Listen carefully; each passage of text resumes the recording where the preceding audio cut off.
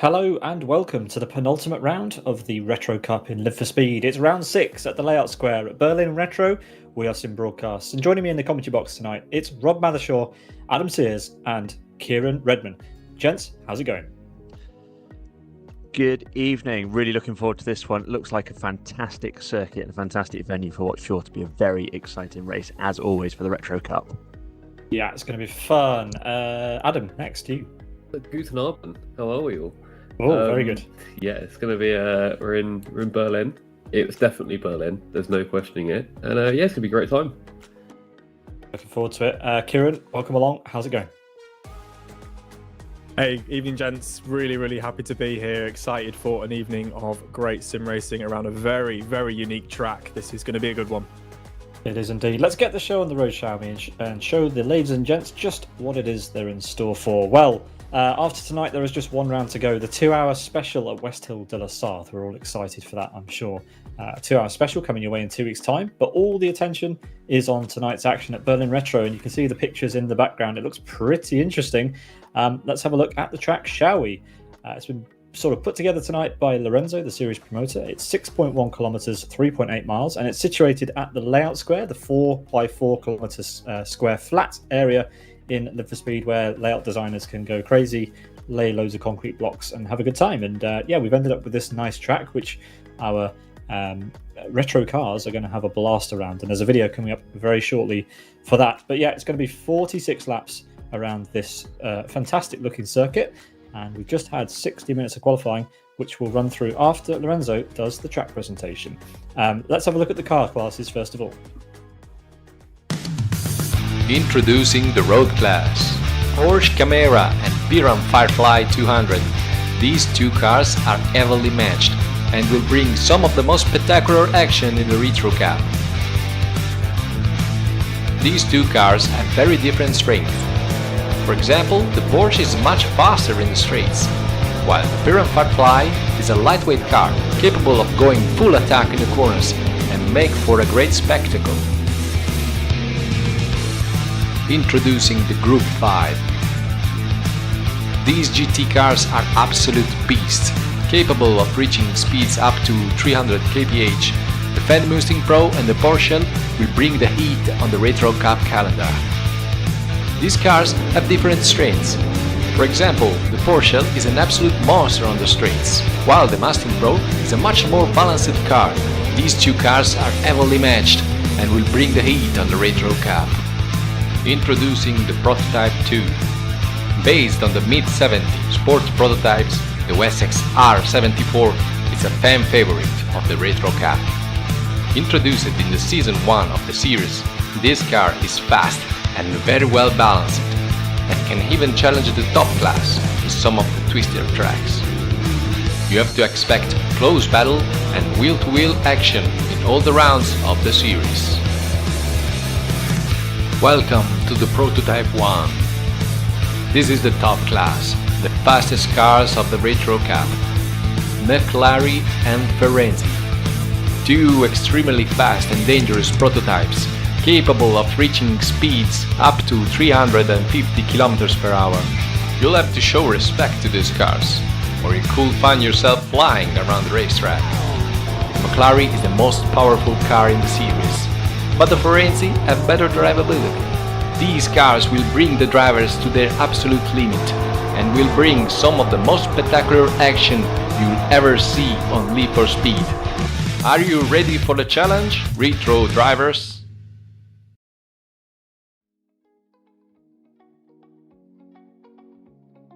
That was the class presentation by Lorenzo. A fantastic video that he's put together for us, which saves us a lot of oxygen, it has to be said. And yeah, you'll see the cars in action in just a couple of moments' time. Let's take a look, shall we, at the championship standings before we head to a track presentation and then the qualifying results. In the prototype category, we have Thamuli leading the way with 126 points ahead of Roni, LG Mies, and Gabba. Gabba has switched over to the prototype class once again tonight, so expect potentially to see him climbing up through this table before we head to the final round in a couple of weeks' time. In prototype 2, it's Maserati, Lorenzo, and Rayman topping the sheets, with Gabba also on this chart, which is fun to see. Let's have a look at Group 5 and see what the status is over there. It's Highwatt leading the way with Gabba in P2, Cried, Tim DC and Tamas. Gabba having quite the season, which is evident, but let's have a look at Road and see if he's on this one as well. We've got Trespasser leading, Stephen Martin and Stiefler. These three have been absolutely at the top of their game, at the top of this class, and interestingly there, Steve Martin sneaking in for P2 at the moment. That is the way things are shaping up in the championship standings. Qualifying is now done, and while we prepare the graphics for that, let's have a look at a lovely track presentation that's been put together by Lorenzo. Enjoy this. Here we are in Berlin Retro for the round 6 of the Retro Cup Championship. Here we go with the cinematic lap with the Porsche car in this brand new track made from scratch. Here we go in the main straight, in nearly 2k of straight line here, 350 kph. Here we go in the first corner, it's a parabolica corner. Here we go, banked corner, right-hander. It's a huge parabolica corner. Different lines here possible in the race. Here we go, exiting the parabolica corner into this another fast kink, full speed, full throttle, going into the street section of Berlin. Here we go, big braking zone here into a slow 90 degrees right-hander corner. Difficult here to keep the car off the walls. Into another fast combination of corners, right, left-hander, jumping on the curbs, avoiding the tires. Here on the outside, into the square plaza. Here we go, the big retro monument on the left side. Into another fast kink, right-hander, full throttle here. Into another very fast section, into the obelisk corner. It's a combination of slow corners here, right-hander, into a long, never-ending left-hander corner that leads over a big ramp that takes the drivers into the Brandenburg's Gates Plaza. Here we go into this tight right-hander hairpin, spectacular section here, spectacular for the cameras, good for overtaking. Here we go, downhill, going into this very technical left-hander corner, 90 degrees, crucial here to avoid the barriers and get a perfect exit into the tunnel section. Here we go into this super fast and spectacular right-hander corner. This is one of the fastest sections of the circuit that leads into the train station section. There's a little elevation change here. We jump a little bit left, right-hander, fast corners here with a minimum speed of nearly 200 kph. Here we go, big braking zone. This is maybe the best overtaking spot of the track. Right-hander, 90 degrees, and again into the main straight of the course. Nearly 2Ks of full throttle, full gas section. Here we'll see lots of overtaking between the classes and the flybys, spectacular flybys for the cameras. Here we go in the main straight again, and this was a lap of Berlin Retro, guys.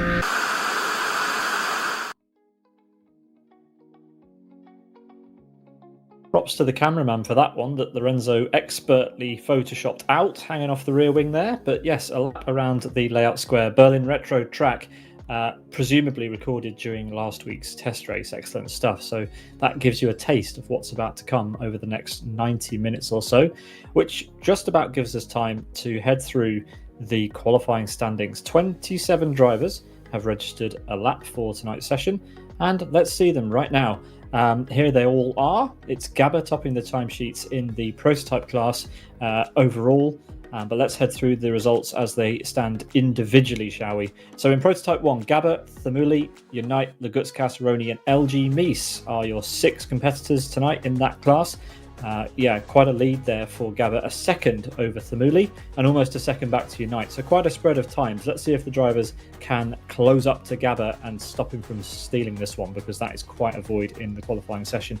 On the Prototype 2 qualifying standings, it's Maserati continuing as he has been doing so all season long, with Lorenzo, the season promoter, there in P2. Rayman doing a good job again in P3, with Nanaluka, Simox and Skyfall, your 6 drivers in Prototype 2 this evening. Over in Group 5, it's Cried, Akai AP, Highwatt, Samet and Lauti, the 5 drivers that will be representing Group 5 tonight. And again, a void of exactly 1 second in Group 5 as well. How unreal is that? We'll dive into that in a minute as we head to the road qualifying. A few more drivers as we've expected all season long, with Trespasser doing it again, putting on pole by a much smaller margin as we've come to expect. Sufor there only, just over a tenth behind in P2. Donald doing a good job to displace Stephen Martin for the second row of the grid, with Madjester, Stiefler, Magic, Omar, Pablo, and Hermani, the 10 cars in this class. We have 3.5 minutes to go before the start of the race, which gives us time to bring in the commentary team that will be guiding us through tonight's action. Rob, Kieran, and Adam, welcome back to the booth. It's going to be a good one. What do you want to talk about? Yeah, thanks a lot, Pete. Really looking forward to this one as ever. And I think, the qualifying margins there looking very interesting, particularly seeing the high numbers of cars that we're getting in Prototype 1. One of the key things here is that there are championship permutations for our top two classes. I know, Kieran, that you've been abreast of that for us.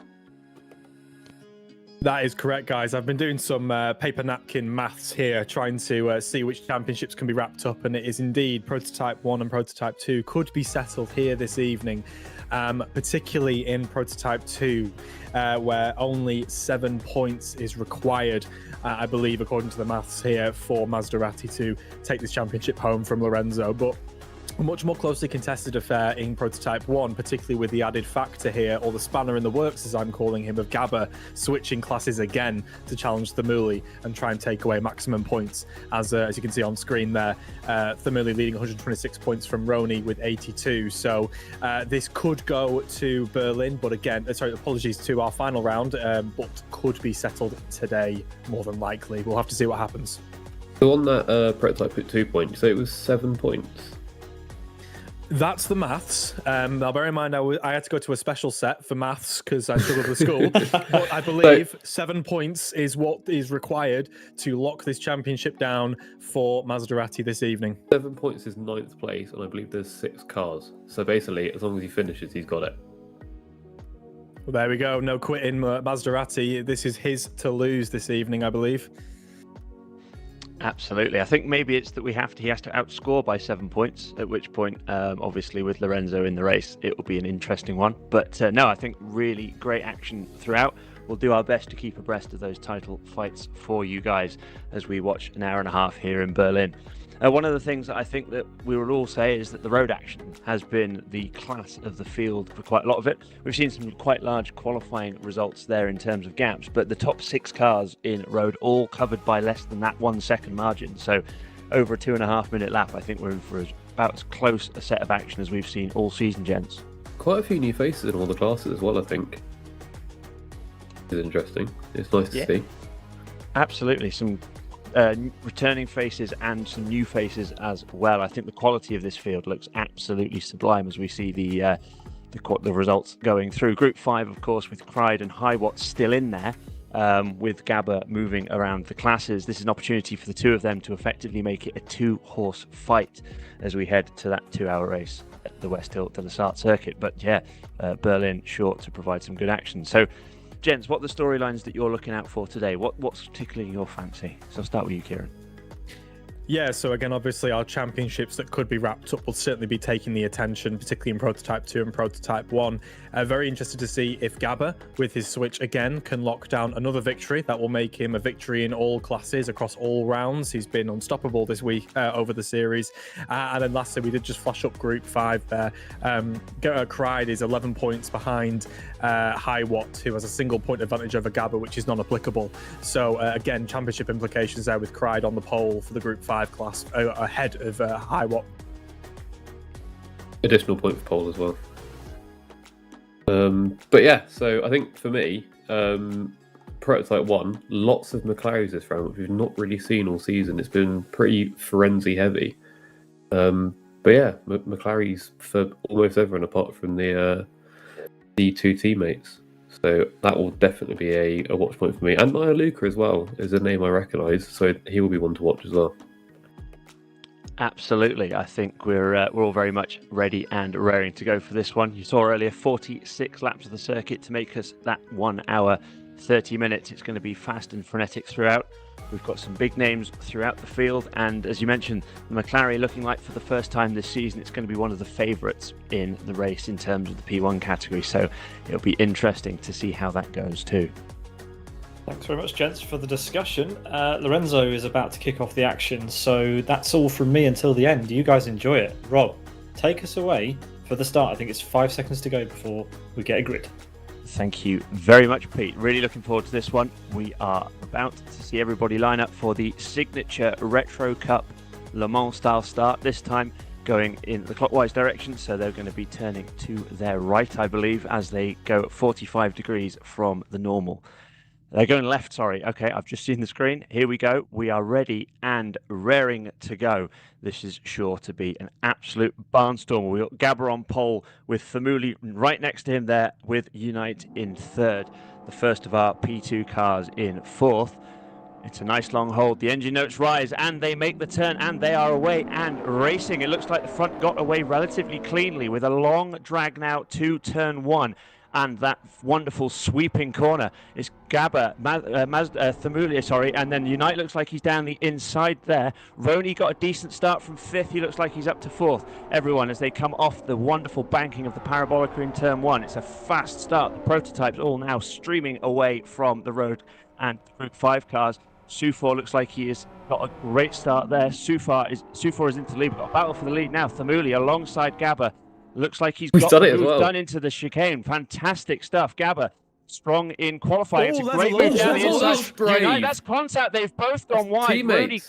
Teammates there as well. Roney looks like he can't quite take advantage, but Gabber under severe pressure there. Unite going straight, or trying to go straight down the inside, but eventually getting into line. But Thamuli there, once again taking the lead. But gents, a frenetic start right at the head of the field.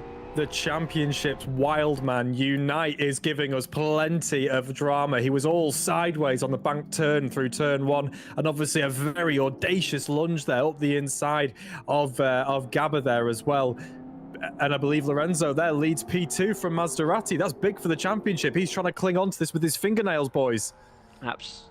Absolutely. Thamuli takes the lead as they now go through turn 12, having started the third and final sector on this lap. Thamuli leads Gabber, leads Unite. It's a second and a half by the look of it, covering the top three. Lorenzo has had a great start, taking on Maserati, as you say. Cried still in the lead of Group 5. And in the road class, Sufor has taken the lead ahead of Trespasser and Donald. Everything is looking pretty well poised championship-wise. It's going to keep on going and dragging on here. But Thamuli once again into the lead. But the McLaren is the car to beat on terms of top speed, so it's going to be interesting now. Gabber going to drag straight away past Thamuli, and I think, yeah, very easy indeed.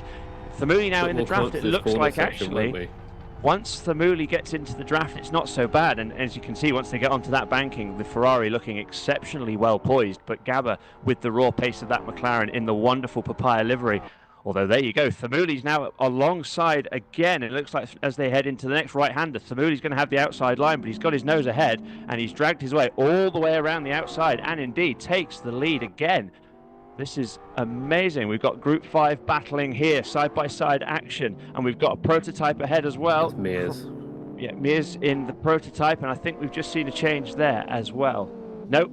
Oh, side-by-side action crides the car in purple. They are leading, and they continue to lead, but they are under severe amounts of pressure from Akai, with Highwatt stalking as he comes up into third place there.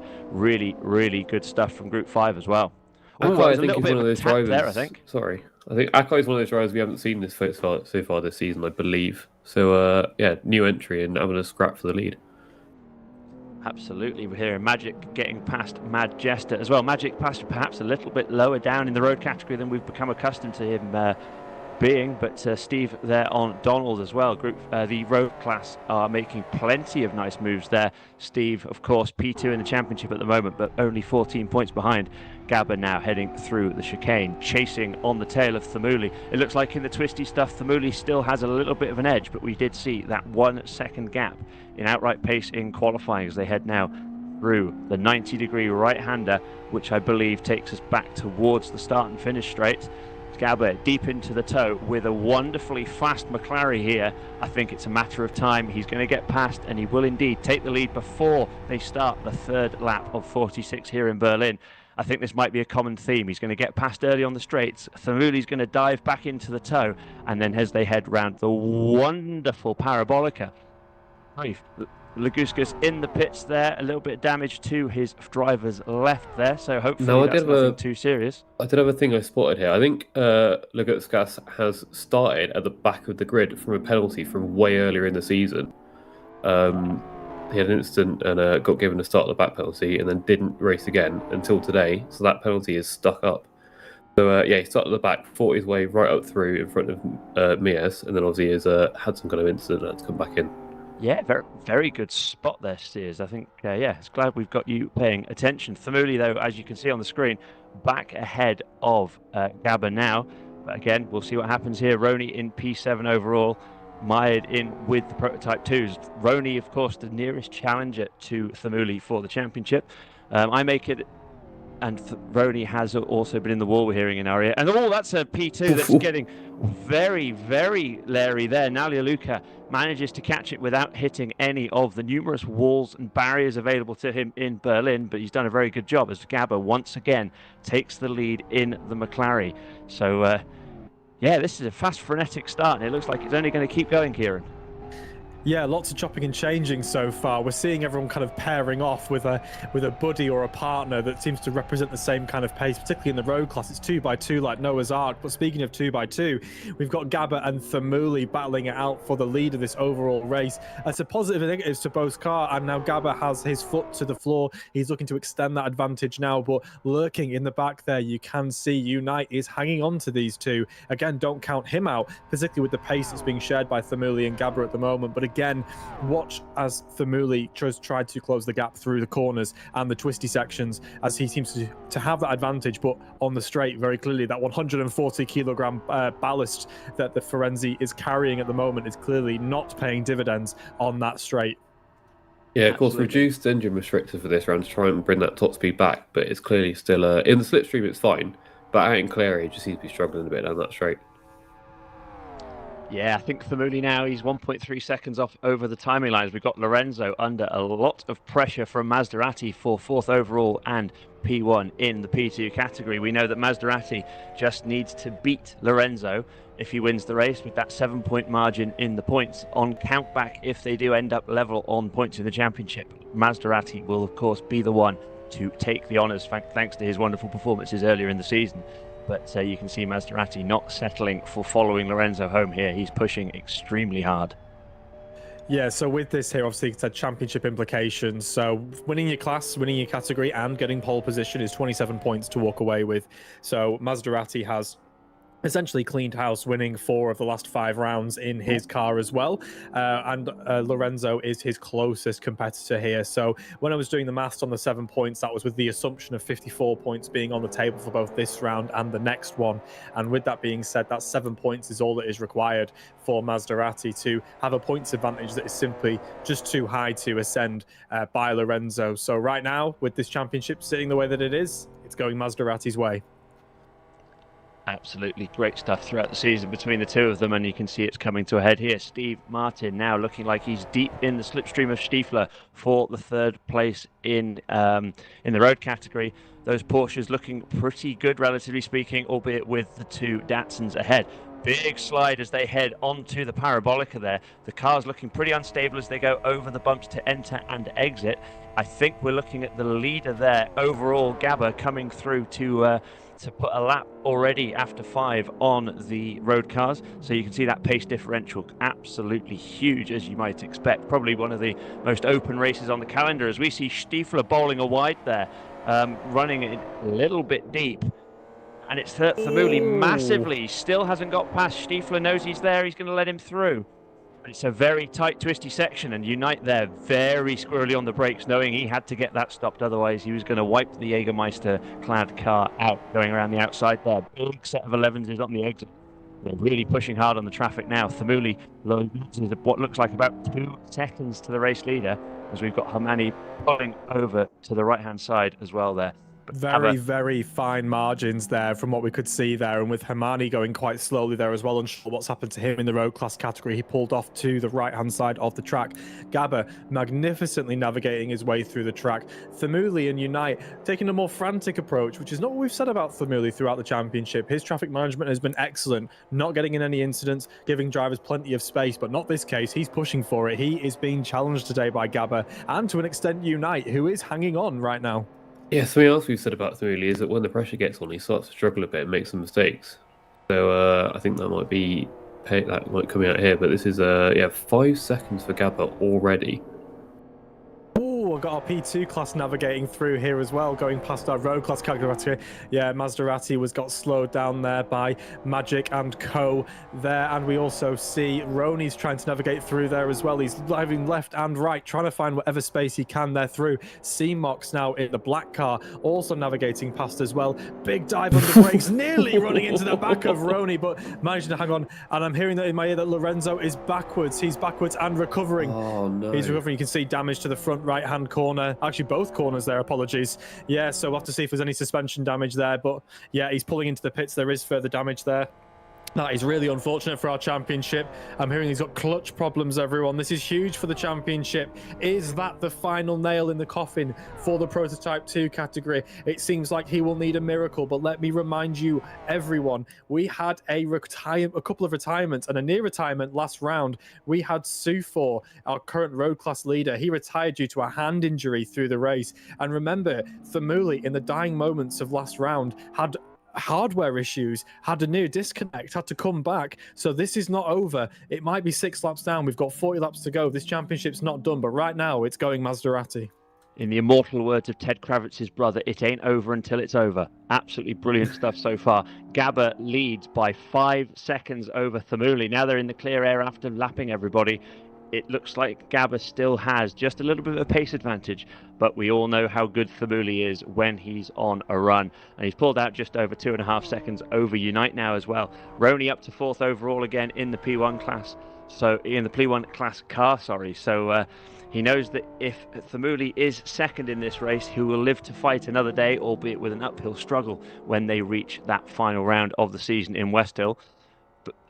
But it's going to be an interesting one. Maserati leading by just over a second, actually, over C-Mox. C-Mox doing a really good job in the Prototype 2 class there. Yeah, again, C-Mox has been a protagonist in this championship. He has turned up for a couple of the rounds, not had the consistency and turning up in all of them. I'm just hearing in my ear that Omar in our road class category has timed out. A real shame for him. But just to go back to the point with C-Mox, yeah, he's been a protagonist throughout the championship, has been caught up in 1 or 2 incidents. I remember notably in round 2, he was one of those drivers that took out one of our road class category leaders, if I can draw your memory back to then. But again, he has the pace. He just needs to try and hold it for the remaining 40 laps. So we'll have to wait and see. But now we have Cried and Akai getting stuck in here between our road class categories leaders. Trespasser is closing up to Sufor. These 2 protagonists were spent the whole of the last round fighting backwards and forwards. We have group 2 navigating past, and we have group 5 upcoming as well. Road class trying to keep themselves to themselves. Big championship implications on the line. You can throw a blanket over the top 5. It's a shame for Omar because Stiefler off. Stiefler's off. Reigning champion. That is huge. Stiefler is one of our championship protagonists. He has had a moment, a picture of consistency, and I believe even Steve Martin was caught up in that as well, running in P19. Yeah, Martin and Stiefler find themselves at the rear of the road class category. I'm unsure what's happened there. We only caught the tail of end of it, but there we have Lorenzo trying to make up for lost time as he continues his road to recovery and tries to fight back in this championship, which he is currently hanging on to by the skin of his teeth. He needs to catch up as much as he can, but Stiefler now, it's a long way to go. This isn't the end. He can put his foot down, can recover the time, but he has a mountain to climb. This has big championship implications for him as we have traffic lapping the road class category, which will now be a theme for the remainder of the race. Yeah, one thing I did want to say, earlier was that Omar is one of those drivers that no matter what drama he's having, he does always try and finish the race. So for him to time out this early is a massive shame for him. Yeah, definitely. One of our other drivers who had some issues early on, Rayman, he's back in the race. We just saw him in the Tic Tac liveried car, the homage to the 90s Jordan. So it's great to have him back in the field as well, making his way up from 24th, but obviously we'll be able to see him make plenty of progress with so long left in the race. We've got Sufor, the camera from the rear of his car now, with Trespasser right behind. Trespasser, as we mentioned earlier, is just starting to get closer and closer every lap, taking no prisoners there, leaving about a cigarette paper between him and the tyre wall on the exit of turn number 11 as they head now to the sweeper of 12.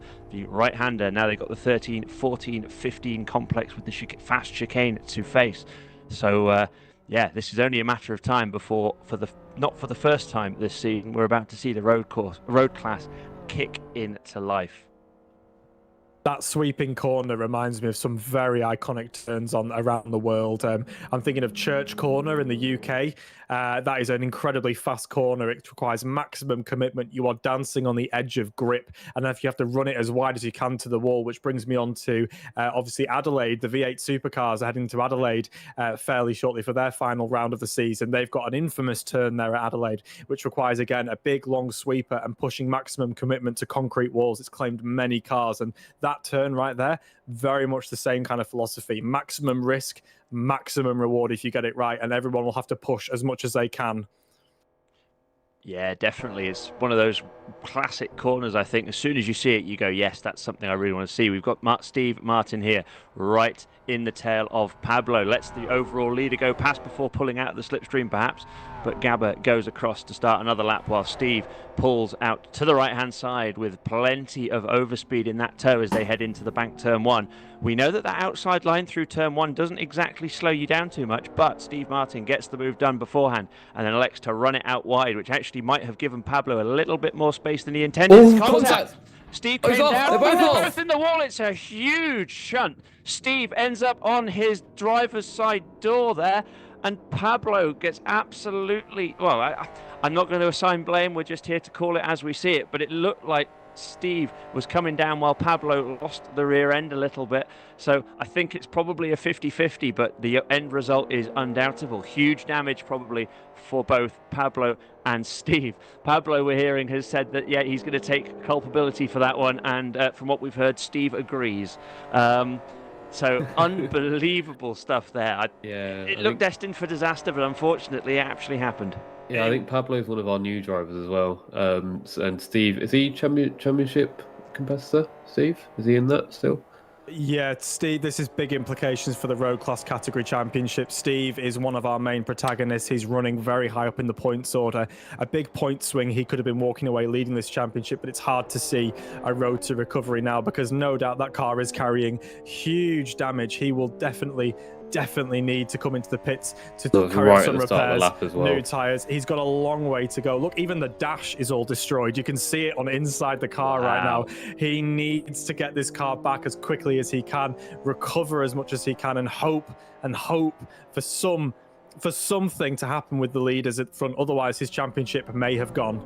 Speaking of the leaders in the road category, we've got Trespasser right in the slipstream now of Sufor. They're coming up to this wonderful bank corner, and he's going to pull out, I think, to the driver's right, exactly as Steve did. I'm not going to say we're going to end up with the same outcome, but hopefully everything stays nice and clean. Trespasser takes the lead in the draft. We have Thamuli right behind them to try and take another lap out of them. He's gone through. Trespasser makes it through, and it looks like there's going to be a little bit more. I was going to say there's going to be a little bit more space between the two of them, but Trespasser was coming down, and Sufor just starts sliding upwards, and we thought it was deja vu all over again. But Trespasser and Sufor live to fight another day, having let another P1 through, and now we've got Trespasser in the lead of the road category. We've said that one before.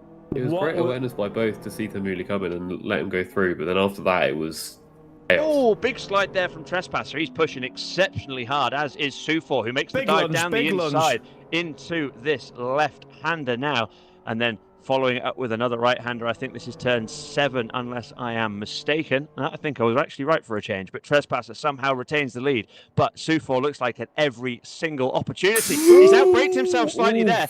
Trespasser gets a little bit of a nudge, but luckily that left-hander saves him from running wide.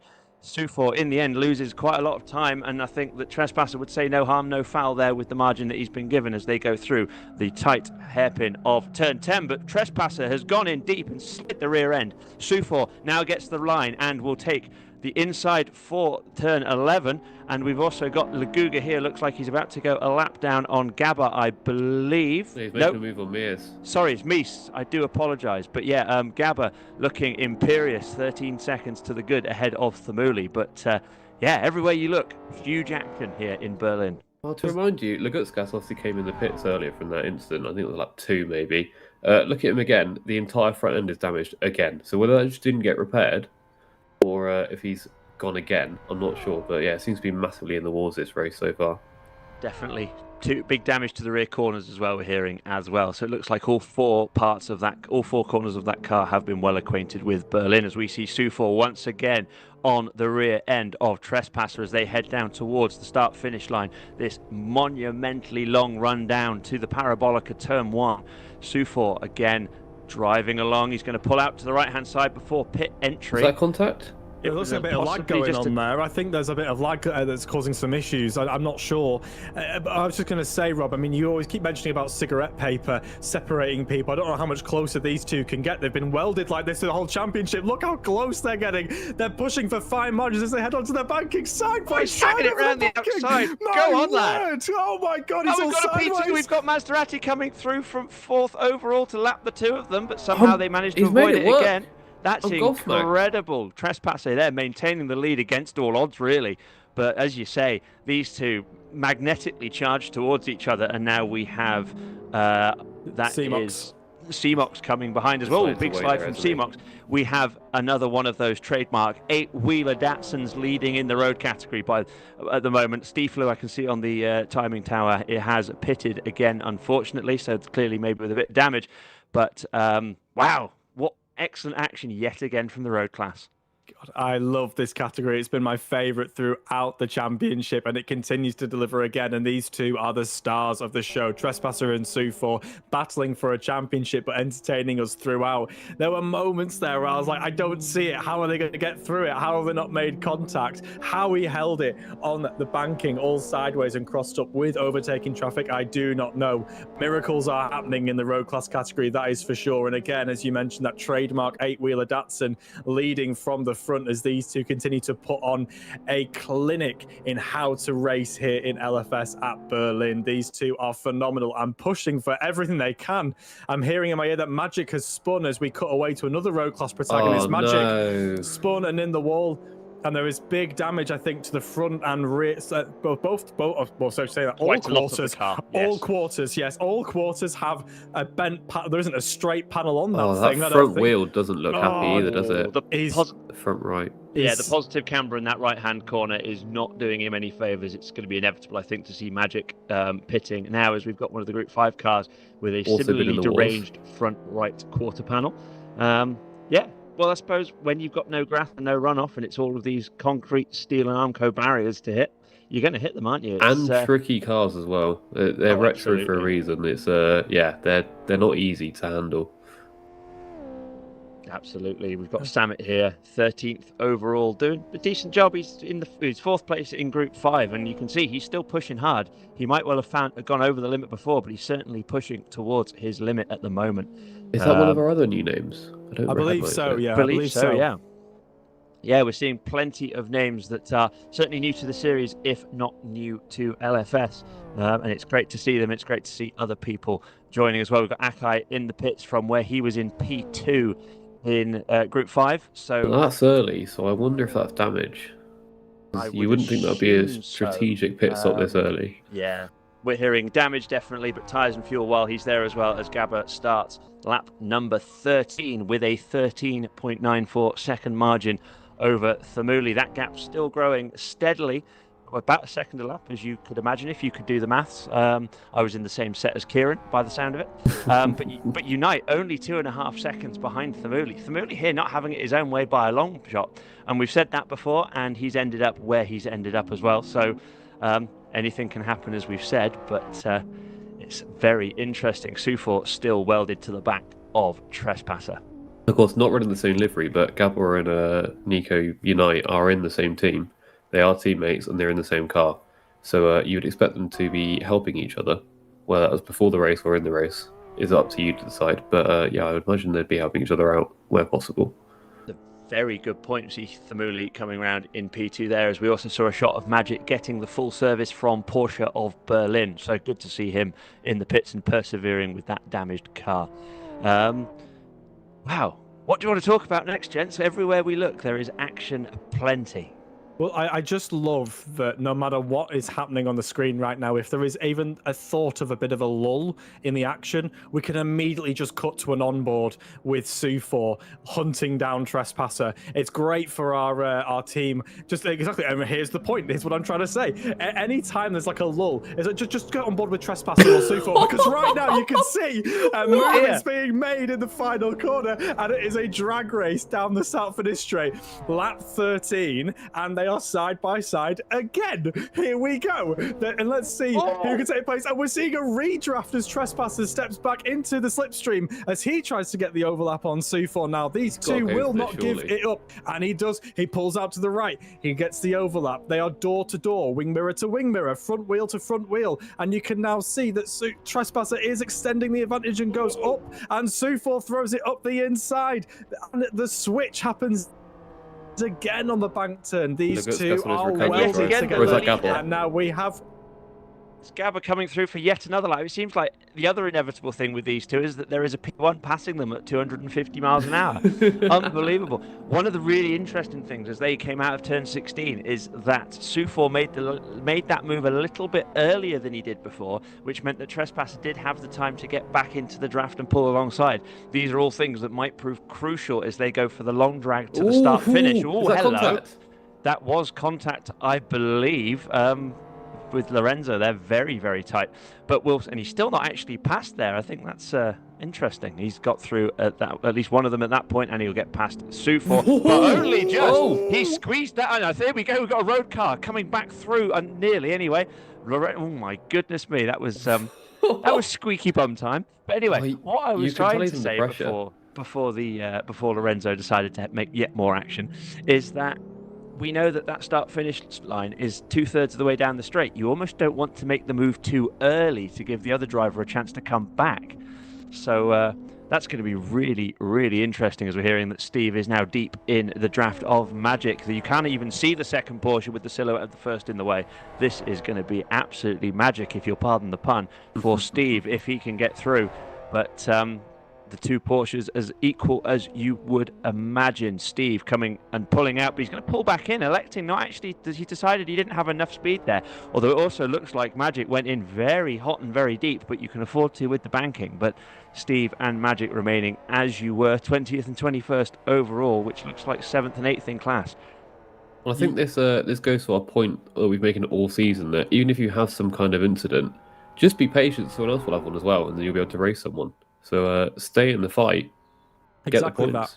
Exactly that. And again, you have to think about the wider context here. Steve Martin was just a victim there from a couple laps ago, if you remember the incident with Pablo beforehand. So right in that very bank turn. So again, probably thinking better of it, thinking of his championship, thinking, well, I've got a few more laps to have a go. And I'm hearing in my ear that Pablo has exited the race. Unfortunately, he has exited the server. He will not be finishing this race as well. So again, another kick to Martin's championship hopes, unfortunately. But you can see there we might be getting a rejoin from Pablo. We'll have to have a look. But again, as I mentioned before, with Steve being caught out beforehand, he's just probably thinking better of it, thinking of his championship, trying to run a conservative race. Famuli on the wall there. Wow, an uncharacteristic error from Famuli as he's pushing accepting. He's just possibly done a little bit of a love tap on the prototype too, but you can tell Famuli pushing exceptionally hard, possibly harder than we've seen him do so far. A little bit more ragged than we are used to from the Finnish superstar. Well, we saw him at the end of the last race pushing hard to make that gap back up to take the overall win. You can see him do it again. He is pushing. He's not hanging about. He's not chilling out. He's not got a minute lead. He's pushing to catch Gabba. Absolutely. We've got, of course, 8 seconds over Unite. So he's certainly up the pace compared to our third place man in the Ferrari pushing hard. We think that, we've seen the restrictor a little bit removed from the Ferrari to give it a little bit more top end, but that McLaren seems to be for the first time the car to beat as we see Gabba proving the point 16 seconds to the good, weaving through the traffic with aplomb. Really interesting and really good stuff there from Gabba, but Famuli pushing as hard as he ever does, and which remains to be seen what he can do now. But one of the storylines I think that's worth looking at is the Group 5 battle for what will be the championship fight. Hiwatt was in the pits on lap 15, so a third race distance. Might be a little early in terms of getting to the That's end if he needs interesting. an extra tank of fuel. I don't know whether there was damage involved. We might be able to get something from our team in the pit lane. But Hiwatt is the one who is pitted. Yes, we're hearing he repaired damage. I do apologise. I was talking to the man in my ear and none of you could hear me. I was just talking to myself. So I do apologise for that. I'm going to shut up now.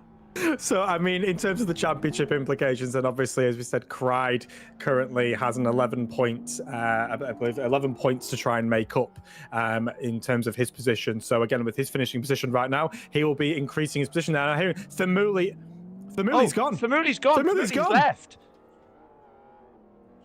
He's going to have to do a rejoin, but he pitted and has left the service. So, oh my goodness me, that is a turn up for the books. Is that another? Do you remember last race he had a technical issue, didn't he, and had to try and recover mid-race? Yeah. Wow. So he's got the 60-second cooldown timer for the rejoin. We'll lose a lap, but he can still come in, and we know with his pace he's still going to be right up there, and with such a long way to go in Prototype 1, anything can happen, and at worst it's 6th place for him if he does rejoin. But wow, that was a really unexpected moment. I didn't see that coming at all. That's not like him. So there must be some kind of issue. He wouldn't just leave, I don't think. An interesting one. Yeah, perhaps there was a little bit more damage than we gave him credit for when he hit the wall. Yeah, we're hearing that actually in one of the chicanes he had a big shunt, big off, which meant that it necessitated him pulling out. And indeed, we see him flash up on the screen. P22 now is Thamuli. He'll be rejoining this one as he comes out of the pits. Okay, gents, put your 20 pence on the table. What's Thamuli's finishing position overall? Overall or in class? I'm going to go with P2. I'm going to go with P2, but bear in mind, but having said that, remember, we will probably not know this until the next round, as we're going to have to really account for the time lost and the penalty he's going to have to take by doing the rejoin that he's done now. Well, he's already done the penalty by waiting. It's just the amount of laps that he completed previously will be added back. Yeah, he needs to get the laps credited afterwards, but that just makes the bet all the more fun. But one of the great storylines now will be to see Thamuli. So, we'll see what happens. But I'm going to go P4 overall. I think it's going to be, assuming that this finishes as it is, obviously. I reckon it'll be Gabor, Nico, Maserati, and then Thamuli. That's what I'm going to go with. Interesting. I like the sound of that. Great stuff. The 20 pence are on the table. If we can't update you beforehand, we'll update you at the next round as to who was the victor. As we see Maserati, 3rd place overall, first in that Prototype 2 category, only 3.5 seconds to the good after a third of the race distance over Seamox. So Seamox really doing well in that Wessex Prototype 2.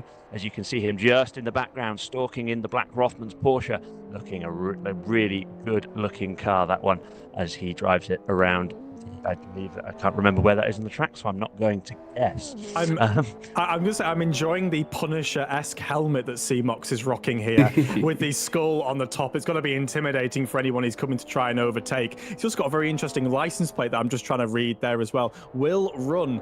Wonder what the implications of that. He's trying to run away with this race if he can do what he can. He's in P2 at the moment of right now, and he's pushing really close to those boundaries. Got to be very careful of those. Obviously quite solid. There's no runoff here, and we can see a gaggle of vehicles up ahead. Everyone looking for an advantage. Our Group 5 car thinking about a lunge. Seamox definitely thinking about a lunge. Wow. Very brave. Finds his way up the inside of him and also Martin as well. And now he just needs to try and navigate Martin by diving up the inside of Magic as well. 3 vehicles in 3 corners. Well navigated by Seamox. Aggressive, but it paid off. But I think Magic just touched the wall. Magic, Magic with a little bit of contact on the wall, trying to give Hiwatt a bit too much room. We're hearing that Redman has unfortunately gone into spectate as well. But wow, that was rather good. The other thing I like about Seamox is if you have a look, he's truly retro. He's got an exposed neck. He's not even wearing a scarf. No scarf, no fireproof balaclava. It's going old school. It'd be a leather cap if he could. Oh yes, I like it. We've got Samet in the pits, 4th place in Group 5. He was there. Oh, we got a little bit of a jump there as well. We're seeing that Samet with a little bit of damage. We're hearing from our team in the box. So unfortunately having a bit of a tough one, but 4th place in Group 5, nothing to be sniffed at in the screen. We see Clyde going through about 1.001 times the width of a Ford Mustang in the lead of the race there, past the race leader Sufor in the road category. We nearly got another one of those instances where the road class car that was leading the race got wiped out by a Group 5, but mercifully it did not quite happen this time. A good job they've both got a similar paint scheme, because they definitely traded some as he drove past through there. That was very narrow margins. Oh, speaking of road cars getting punted by a Group 5, Samet comes out the pits and immediately makes Stiefler's life a little bit more difficult. Oh, yeah, we saw that in the first couple of races, didn't we? And you don't want to see it return, but that's a new driver coming up.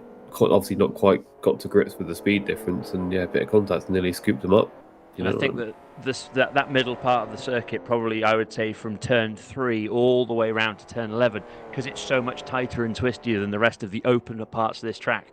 I suppose you get lulled into a bit of a false sense of security where you're kind of sitting there going, okay, I can just roll through the corners nice and easy, and then suddenly you're funneled into this tight, twisty section, and the margin for error becomes almost zero.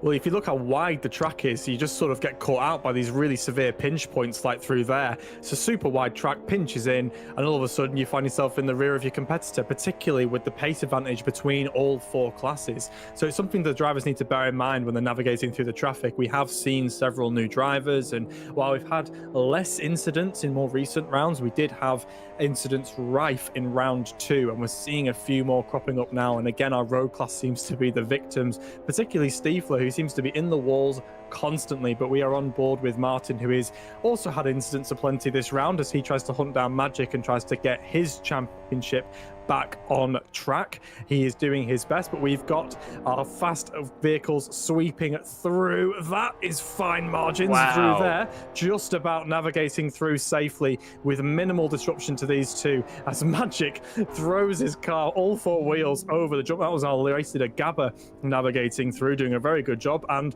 lo and behold, guys, we've been away for 2 minutes. Looking back, Sufor and Trespasser battling out again. Yeah, brilliant stuff.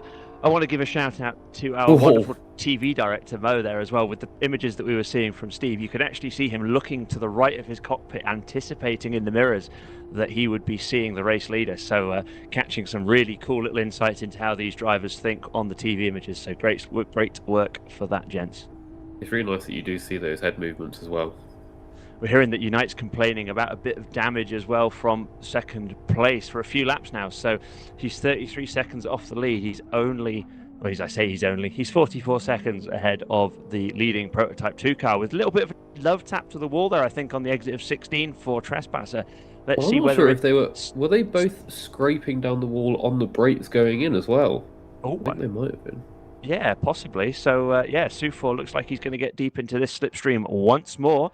It seems like we say it every other lap, but it gets no less exciting every other time. Getting into the side draft, Sufor gets just past as they go over the start-finish line to take the lead on the timing beacon, but also Sufor ahead on the track of Trespasser. But has he given Trespasser enough time and space to get back in? It looks like with that tighter line, Sufor's going to hold it. A little bit of rear-end wobble from Trespasser, and Sufor all of a sudden has probably the biggest gap he's had while he's been leading for a while, of a whole 3 car lengths.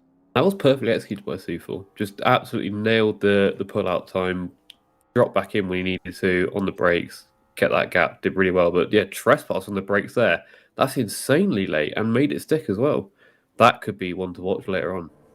Absolutely. This is a hallmark of road class racing, is that you see the leader with a great move, and then whoever's in P2, they can just brake so late into the corners. There's little to no aero wash. These are old school cars that you drive them on the rear end, and you can just see how we reap the rewards in terms of the racing. Trespasser now once again hunting down Sufor, and we're going to get this another 26 times. It's going to be fantastic. Trespasser with a slightly tighter line heading through turn number 9 as they go up towards the hairpin at 10 at what I believe is the Brandenburg gate.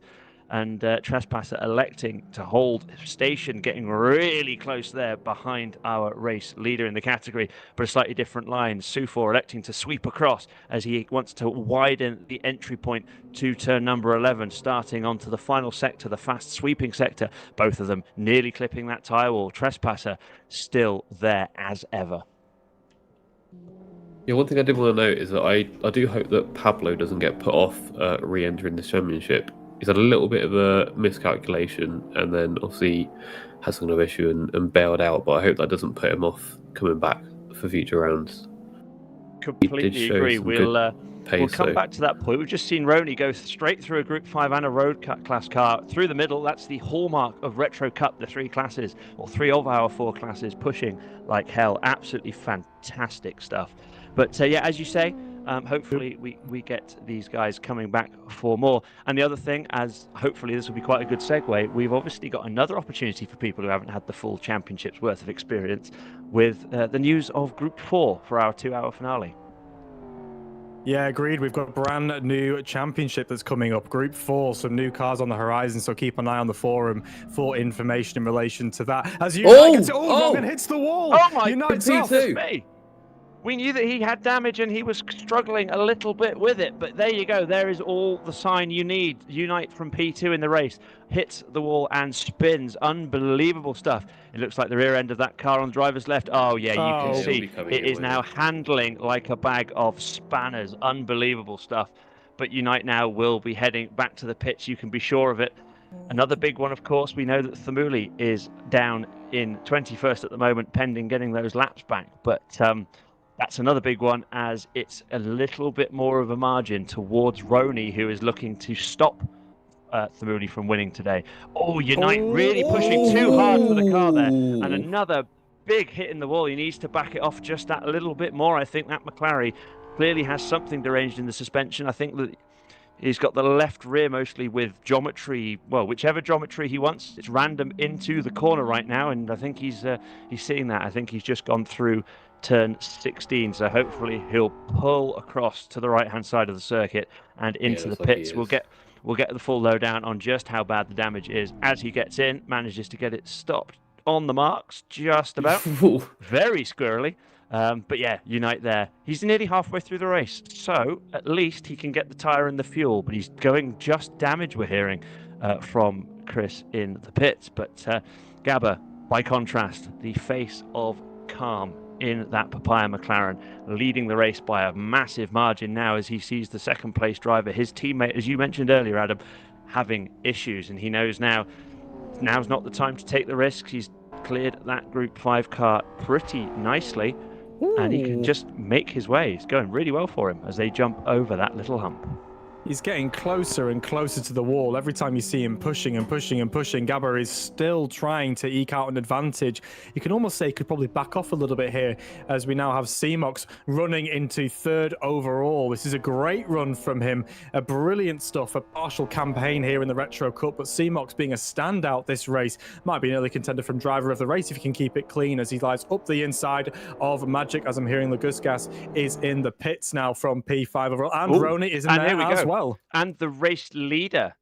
So we've got the race leader in the pits as well. Unite apparently forgot to change tyres during the stop, so he's going to have to do it. In fact, we've heard that he has stopped again. We've got Roney 5th overall, but we've got Laguskas, I think it is, that's in the pits, not the race leader. I do apologise. They're the same livery, and I'm a simple man. So Unite back out on track with a brand new car. That McLaren will be night and day better than it was, but he has dropped quite considerably. He's dropped to 4th place. He's about 1 minute and 35 seconds ahead behind Gabba, and he looks like he nearly pitched it straight back into the wall there. Outbraked himself slightly. I think it was a downshift issue, essentially. But, he's still out on cold tyres, of course, and he's in with one of the closest battles so far between Magic and Steve. Steve now ahead in that one, incidentally, as their 2 battle-scarred cars continue on. This has been the story of Unite's season, unfortunately. Unite has had lots and lots of pace, but unfortunately has been the victim of a very, very big mistake in several rounds. As I'm hearing now, there's been maybe some moment that's happening in the rear. I'm hearing that Seamox nearly cleaned Stiefler out again. Nearly, so nearly. You have to be very, very careful with this. You have to be so careful when navigating past the traffic, as Rob is going to take us through the timing tower. Yes, as Gabba now finishes off lap number 23 of his race. This is our halfway mark, and he leads this one by just under 1.5 minutes, 1 minute 27 seconds. ahead of Maserati. Second overall, he's very familiar with being that high up, but leading, of course, in Prototype 2. This time, though, by only 6.4 seconds ahead of Seamox, who's having a fantastic return to the championship. Unite, after his issues that we've just seen, is P4 overall, P2 in the P1 category. About a minute and 35, or maybe a minute and 40 back as well, but plenty to play for him. Cried is our race leader in Group 5 with a very comfortable margin, it looks like at the moment, over the next car, with Lagushkas and Roney 6th and 7th respectively in their McLarens, 3rd and 4th in our Premier category. Lorenzo recovering from some issues earlier on, P8 overall, but 3rd in the class. So at the moment, that's probably not going to be enough for Lorenzo to keep this title battle in Prototype 2 for one more round. So Maserati, as it stands, I believe, will be our champion. Akal in 9th place, 2nd in Group 5, ahead of Mish in 10th, our 5th and fifth runner in Prototype 1. Highwatt is our 11th place runner in 3rd in Group 5, ahead of Samet by a comfortable 1 minute 55 margin. Then we get on to the stars of the show in terms of action. We've got our race leader, Sufor, leading by a whole 1.1 seconds over Trespasser. It's as big a margin as we've seen probably all season between the two of them. Brilliant stuff with Trespasser in P2. 3rd place, we've got Donald, who we haven't really spoken about all that much, just quietly going about his day and going about his work, 25 seconds away from the lead in the road category. While we've got Mad Jester in 4th in the category, 16th overall, with a minute ahead of Stiefler, who had some issues earlier on when he had some contact with another car. Magic and Steve Martin, 18th and 19th, the other of our road class battles that we can't separate today. And then in 20th and 21st, Hamani with his working his way through again. And then Thamuli, at the moment, we don't quite know where he is on the timing tower, but because of his issues when he had a massive off, we heard. But it was going to be very interesting to see what Thamuli can do here. Yeah, I suspect we'll see Thamuli progressively climb up through the tower. Again, for those that maybe have just joined us, Thamuli had a disconnect, had a big incident in one of the chicanes that happened off camera, and had to exit the race to then rejoin, which came with its own penalties. So we might be able to do the maths in terms of where he finishes this evening, but more than likely we will update you of that in the next round. But Gabba continues to lead this race, and he is looking to make it a perfect score. He has won every single race he has entered in his respective classes, and he looks on target to do that again. But having said that, expect the unexpected. Maserati in P2 must be wondering what he has to do to win a class race overall, with him finishing a very, very close second to Thamuli in the last round. And now here, Gabba stepping up to higher end machinery. He's now running in P2, but on pace, only 7 seconds ahead of Seamox, who is throwing an impressive race, gentlemen.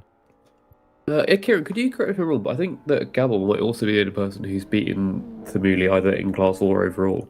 That is also, right? Spot on. Yeah, so he's the only one to usurp Thamuli, who has been so dominant in the Prototype 1 category. Of course, that happened in round 3, I believe, where Gabba stepped up and took the overall honours win there. And that's where we saw the chinks in the armour of Thamuli. He lost that round, then had a very difficult round 4. And then here now we are seeing, again, more technical issues for the current Prototype 1 leader. He has to be considering himself reasonably lucky that Gabba has elected to have quite a, let's say, eclectic campaign, electing to collect silverware across the categories.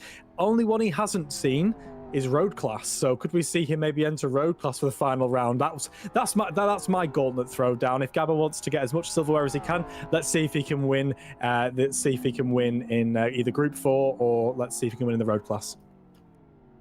Absolutely. I'd love to see him go in that Group 4, the BMW M1 Pro Car coming to Retro Cup for that final round. It's going to be absolutely mega.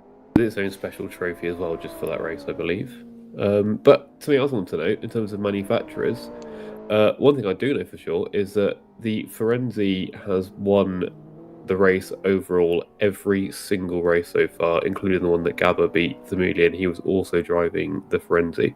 So if Gabba does make this stick, that will be the first win this season for McLaren. That's huge. That's really, really big. It's been a car that has had the pace, but seems a little bit more unstable compared to the Firenze. I'm getting flashbacks to round 2 when we saw Air Roni getting 2 wheels off the ground over the hump, if we can recall that race. So again, it's been quite, let's say, unstable. But again, in the right hands, like Gabba, for example, it can be a race-winning car. So let's see if he can hold it for the remainder of the race. Absolutely, we've got Roni there on the screen. Dinosaur Airways, as ever, resplendent with that number 96 McLaren, the bright green machine that you will never be able to miss, even when you close your eyes at night. Steve, we're hearing, is out. We're hearing that Steve Martin is out of the road category. He's pitted and elected not to come back out onto the track. We see some tyres there arranged. I wonder if that is linked with the incident for Steve, but that is huge because Steve, 14 points behind Trespasser coming into this one, gents. So, Trespasser now, not only was he in a better position, but now he knows that his nearest championship rival is, well, nowhere to be seen as it stands. Yeah, barring anything uncertainty happening to Trespasser in this fabulous race that he's running, that I believe is championship run for Mr. Martin if he doesn't try to have a rejoin now, which is a real shame. He's been a major contender and a major protagonist throughout the picture of consistency, maybe lacking the overall pace of Sufor and Trespasser who are on your screen right now, but again, has always been a consistent point scorer. It's a real shame to see how his race is run today. Seems to be the victim of circumstance, but again, we see here Unite sweeping around the outside there of our road class leaders. That was narrow stuff, but well navigated by both drivers respectively there. But again, to go back to it, yeah, real shame for Steve Martin. He's been a great contender in the championship. We'll hope to see him in the final round. That'll be his first DNF this season as well. He's finished every other race. Yeah, big shame, really costly. We see just ahead, though, on this aerial shot, just gone off to our right, I believe that was race leader Gabba putting a lap on Unite. So he's 4th overall Unite, but he's now 1 lap down in 2nd in that Premier category. So Gabba, once again, proving that he doesn't need to worry too much as we see Trespasser. Big slide coming through. Steve, we're seeing on the timing tower and hearing in our ear that is back for the remainder of this one. So he'll be a bit like Thamuli. He'll be... Whoa, that's a big slide from Unite. Very well done. Stuck the landing almost as well as a Roni type maneuver there. Really impressive stuff. But yeah, so Thamuli and Steve, the 2 drivers now that we don't know where they are really in the race in terms of where they should be sat on the timing screen, but 2 very important names for the championship nonetheless. My word, Unite adopting a win it or bin it mentality there. That was absolutely phenomenal stuff. Really well held, really well catched. Thought that was going straight into the wall, so credit where credit is due. Unite is trying to hunt down both C-Mox and Maserati as he continues his romp back to the podium as he powers through there. And look, I'm just hearing that Laguskas is spectating. That's why he's seeing a very minor technical issue there from our team. We'll get that up as soon as we can. And Laguskas has left as well. A real shame for him. We'll have to find out what's happened to him and see if he will rejoin and join our ever-growing list of drivers trying to work their way back up the timing tower. This is turning into a real race of attrition, gents. 20 drivers still running. Yeah, we had 27 start, and hello. That looks. Who's like, just thrown that at Roni? Was that Lorenzo? Yeah, Lorenzo, and then Roni being hit by proxy with the tyres that Lorenzo scattered, but. It's not a very friendly manoeuvre, throwing tyres at your opponents, but we won't worry about that too much. I was just going to say, Lorenzo with the wide cross and Roni with the header there. Didn't quite get the goal, but it looked spectacular. Well done. Nice little nod to Sokar there. I like it. Well done, guys. But so we've got Akai in the pits from 3rd in Group 5. I don't think he'll lose anything towards Samit unless he has significant enough damage that he'll have to have an issue. In fact, I think he's just about to pop out in front of Roni now. So we're about to see those guys come together on screen as much as we did in our minds. So Roni powering past Lorenzo to take 6th overall. He's still sat in 3rd in the category. A decent amount of points, certainly compared to Thamuli, we think, in terms of the championship, but still an uphill battle.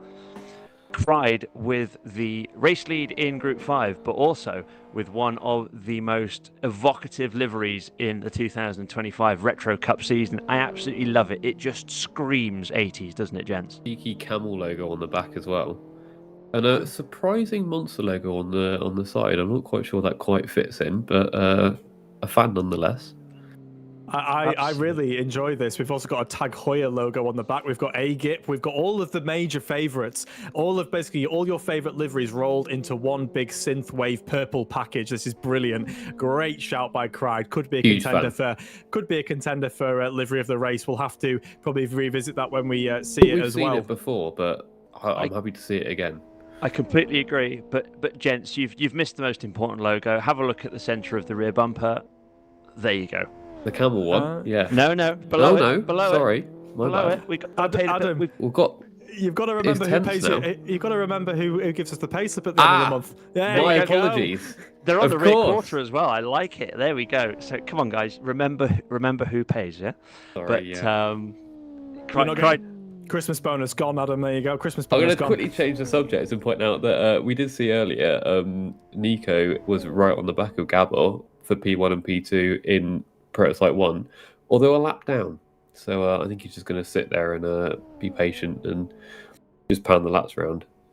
Bump draft each other along. It's probably not a bad strategy when you know that you have someone with the speed of Thamuli trying to come back through. You don't want to risk it too much. Hermani in 18th place with a slightly deranged front right, but nonetheless circulating relatively well, as he is now coming up with Unite and... Who's that? And Simox. Apologies. In fact, yeah, Simox and Unite. So Unite's back through ahead of Simox. Apologies. They haven't quite swapped round either in my mind or on the timing screen. Maserati just over the halfway mark, electing, or quite a long way over the halfway mark, electing to pit, as does race leader Gabor. So making their moves now about 30, or as they cross the line to start lap 30. That's a very interesting one, electing to split it pretty evenly down the middle tiers.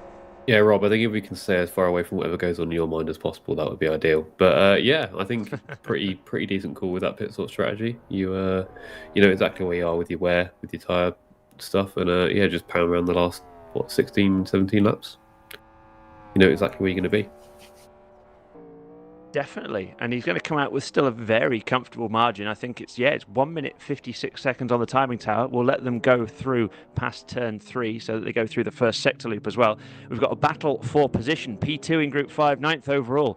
Akai is pressuring Hiwatt very, very hard here. Akai looks like he's been driving very well to get back up towards the rear end of Hiwatt. It remains to be seen whether he can get past, because catch-up's one thing, to get past is quite another, I heard someone once say, who was quite good at this game. Akai, I'm just trying to have a look. He looks like he's a bit better through some of the fast stuff, and then on the rear, he looks like he's a little bit happier just with the rear end of the car. He's managed to get a little bit of space on the front end, and very squirrely on the brakes. I wonder whether he was going to outbrake himself now as they head down to the start finish. We've got the leader in the category, Cried, pitting as well. So these two, at least for now, look like they'll take the net lead of the race away from Cried.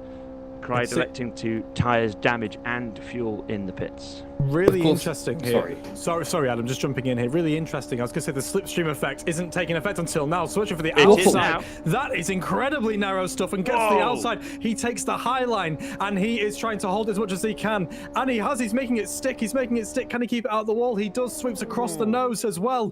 Can he put a defensive shape in there? He does. Pushes him to the outside. Sweeps left and right, looking up the nose. Nothing doing there. It's a great move from Akai. Great stuff. Loving that. Brilliant work and great use of the banked turn. We've got Seamox in the pints now as well. That is how you use a banked turn to your advantage. You can use 3 or 4 different lines through there to get different exits, and Akai sacrificing a bit in the mid corner but getting everything and more on the exit. Great work from him. Oh, an incredible move. Hiwatt, of course, one of the two with Cried, who are looking to be making the most of the fact that Gabor's not in their race today. And at the moment, Cried has the better of it, and it's being made even better by the fact that Akai is driving so well with a fantastic move. Little bit of contact with the inside wall for Trespasser, which pushes him in towards Sufor. And I think we've got the Group 5s coming past as well on the left-hand side of the screen. Yes, you can see them there. Everything coming to a bit of a head there for Trespasser. A couple of mistakes in quick succession with that pressure as well. But no harm, no foul. They will continue onwards.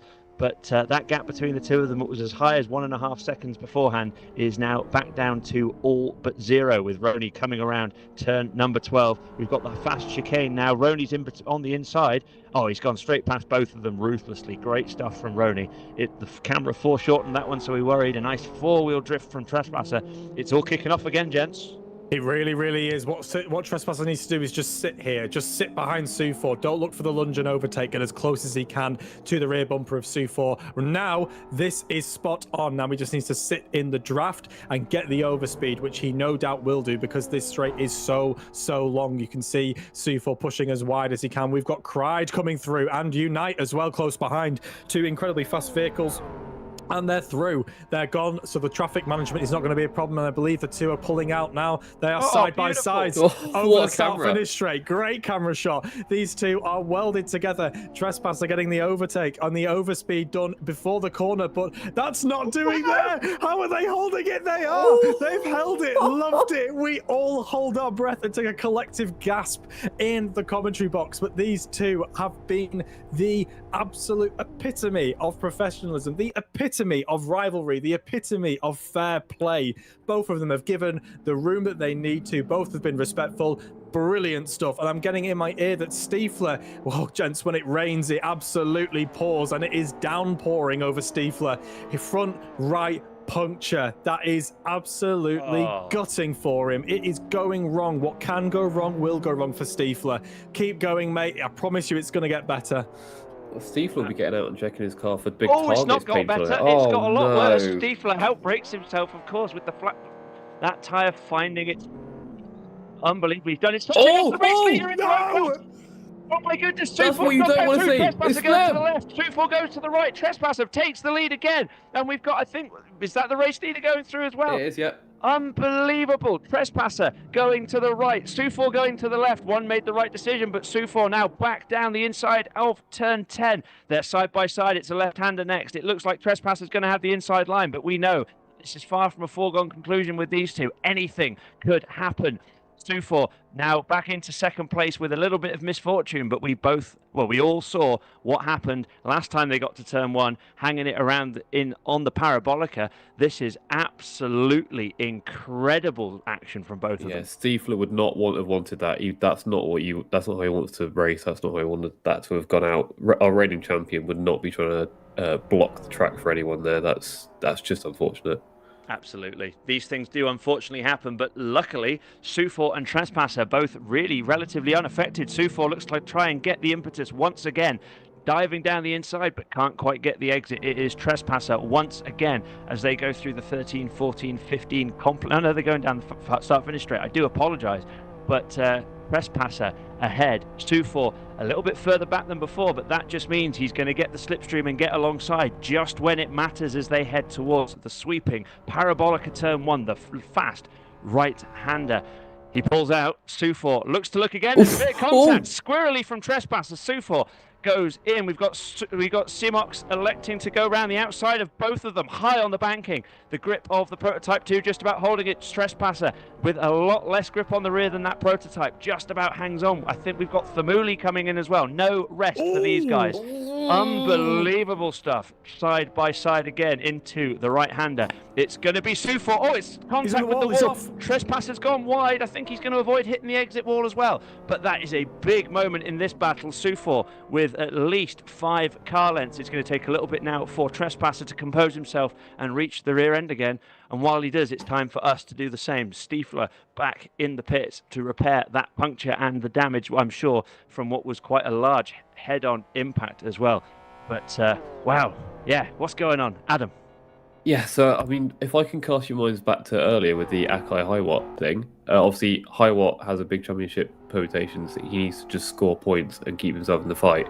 Akai, in his first race here, is just going to be looking to lay down a marker and show his pace, potentially for next season. But, he'll be looking to show what he's got. So that's why that move would have been probably why he went for that, and why Hiwatt is just sort of let him have it, I guess.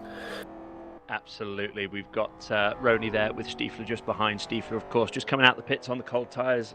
So it'll take a second for him to get back up to speed. But yeah, it's really interesting what you say with Akai and Hiwatt. One racing for a championship, one racing for pride.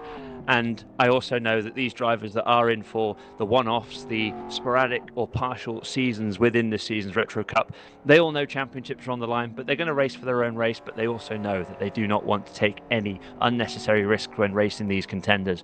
Otherwise, unfortunately, you might have a negative impact on that title. Akai going around the outside of Stiefler there. He's now got a 1.8 second gap over Hiwatt. And also one of the road class cars in between the two of them for now. Hiwatt clearing that Porsche with aplomb as they head now towards the Brandenburg Gate section of this circuit. Wow, unbelievable stuff with 33 laps in for the race leaders. Gabba has a 1 minute 39 second lead, but that belies the action that we've seen throughout the field today.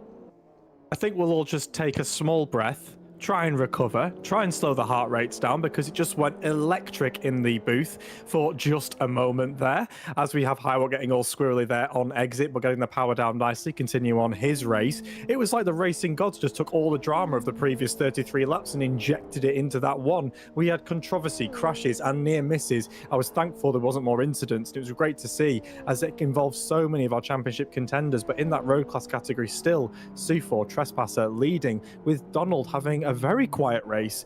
He was our round one winner, if you can recall that. Donald did have a couple missed rounds as well.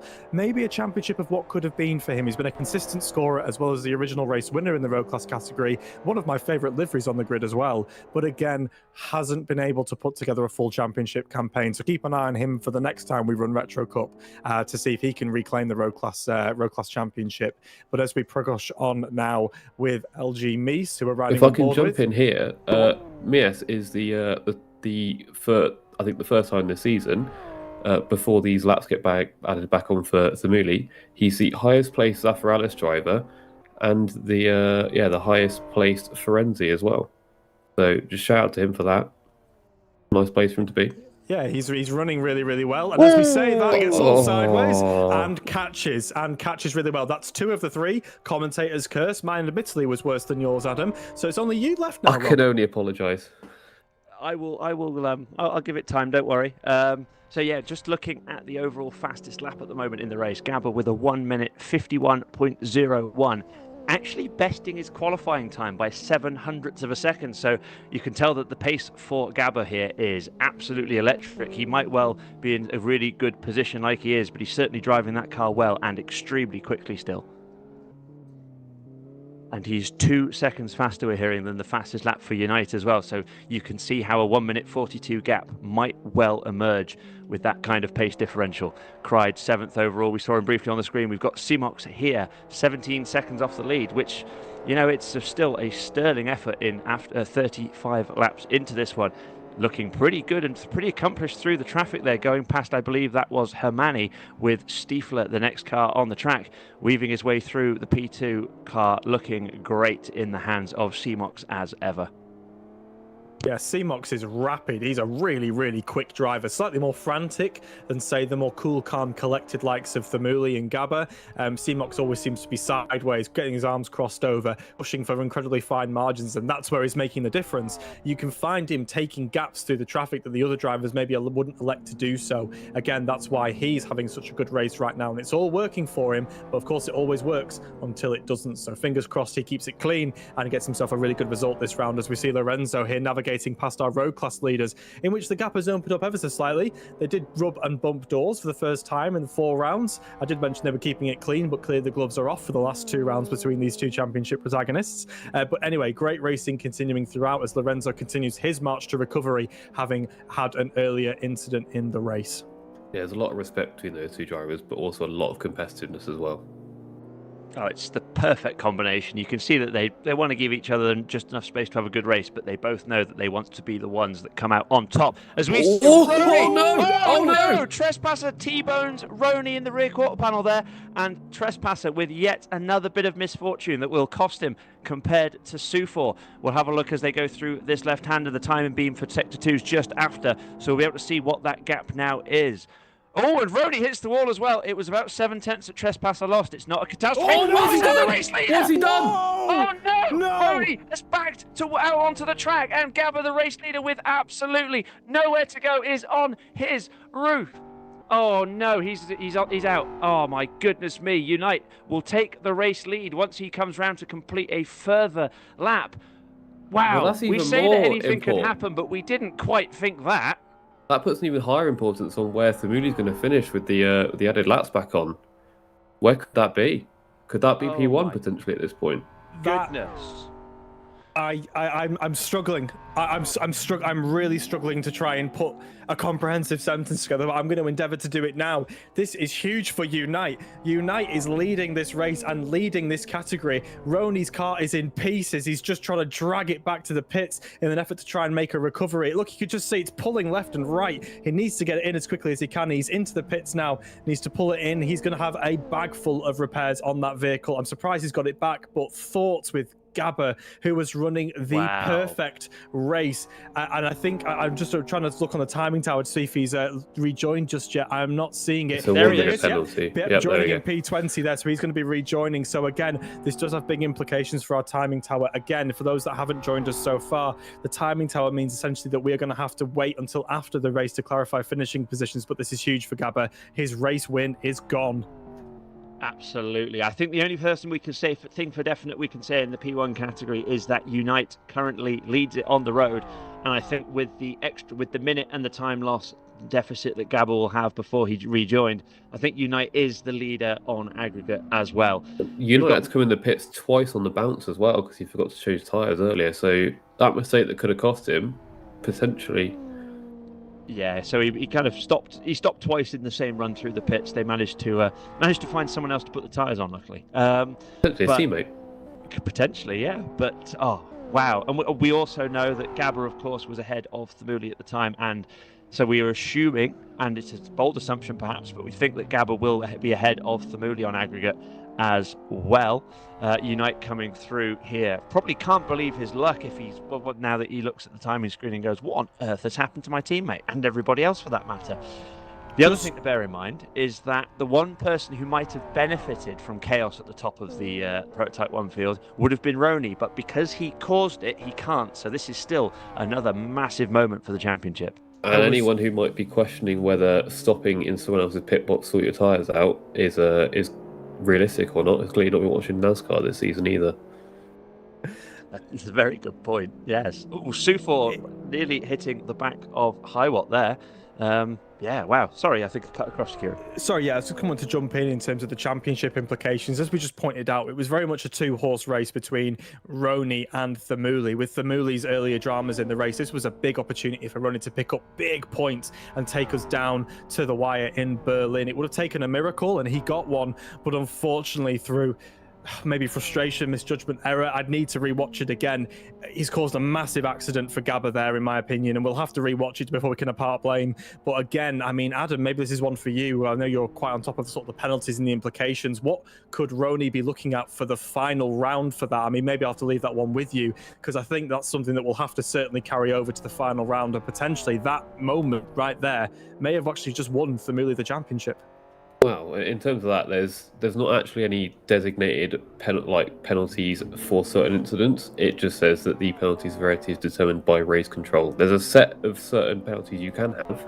There's a warning, 10 seconds, 30 seconds, 60 seconds, or a disqualification, or a series exclusion, which I don't think you'll get. But yeah, so those are determined by race control after the race. We'll have to see what happens. Yeah, we think it's probably a slam dunk on safe rejoin because, well, he kept straight across the track at a 90-degree angle. Whether it was because the car was rolling naturally or not, it's apparently he did just rejoin a bit unsafely. So we will leave that one to the stewards, or I certainly will, because we've got Steve on screen trying to get past Stiefler. He is a lap down, or he is laps down after his incidents, unfortunately. Although both of them have had pretty eventful races for all the wrong reasons, unfortunately. Yeah, it's not been comfortable for them, has it? No, I was just going to call them. This is basically Team Never Lucky here. So expect the unexpected here and fireworks between the two of these. They've just had a rotten races, the pair of them. It's amazing to see them still going and speak to the championship. One thing we were all calling out for collectively in the earlier rounds was for drivers who had bad races to continue to push on, to still score those points, having had several drivers sort of leave and not take advantage of that 1 minute rejoin. Of course, it's a pain. Of course, it's frustrating, but valuable points can still be picked up. And Martin and Stiefler here are showing why that is important. They're both still fighting forward, trying to keep their championships alive, doing the best that they can. But with Sufor, Trespasser, Donald, our three leaders in the road class category, still continuing to get as many points as they can, it's very difficult for them to try and make up the points. Absolutely. Really laudable work from the two of them. I wouldn't be surprised to see both of them backwards, and it won't be either of their fault. To be honest, they've had that kind of race. So hopefully they've had all the issues they're going to have. They've got Lorenzo coming through behind in that P2. They're both navigated past very safely by the Italian and indeed our race organizer. So great stuff. We've got Roni, I think, and Mias were quite close on the track. Roni is through, and Roni is running away with it here in his McLaren ahead of the Ferrari. A little bit of damage, and Mies squirrely there. And Mies using VR. You can see the wonderful driver's eye view there in the bottom right of our screen, just getting a perspective on how fast some of the sections of this Berlin circuit really are. You see some of the beautiful track furniture there on the right-hand side, but Mies is in no mood to do any sightseeing around Berlin, pushing this car within an inch of its life. Unbelievable stuff. Even so, Mies, who you might say has had a bit of a more eventful race, and he certainly has. He doesn't hit the wall. So he's done very well there to avoid the wall. Nice quick spin turn. Hopefully looks to his left to make sure that he doesn't wipe anybody out, and continues onwards. But of course lost a little bit of time, unfortunately, to Roni. But third in the class. A podium is a podium after all. Diving down the inside of Magic, who is one of our road class contenders. So yeah, another race of adventure for me. I was going to say, Adam, exactly that, the cursed hat trick. You've got the three of us, the hat trick for the booth of commentators' curses. We apologise to all contenders. We love your work, but we do love to spoil it and tempt fate. Yeah, I do apologise, but yeah, it's at least it keeps it exciting for everyone. Yeah, you got that 1.7 second gap for Sufor as well. I was going to say, speaking of boring, obviously it's a whole second and a half between Sufor and Trespasser. This is what's this about? I predict it's not going to stay that way for long. Trespasser has been pushing exceptionally hard. It was 2 seconds a couple of laps ago. Trespasser's on his way back to Sufor, I think, at least a little bit. Trespasser was the first victim in that rain incident, right? It was Trespasser, then Gabor. Yes, it was. You can see some of the deranged bonnet panel on Trespasser's car, a couple of wrinkles perhaps, but he is continuing onwards. He might have lost a little bit of outright pace, but you can see they're both firmly within the same shot on our wonderful camera work. Sufor ahead of Trespasser, 11th and 12th overall, being the lead pair in the road category as well. So you can see that, as we've mentioned, that race of attrition, you get some cars that might be expected to end up quite low in the field, actually making their way up to the top 10. Yeah, we could see some really big honours here for the road class category as they continue to push on. It's been a real race of attrition as we head into the final laps of the race, as our race leader Unite sweeps around the outside, cuts across the nose of Trespasser. Talk about fine margins. Unite is pushing for all he's worth. He does not feel secure.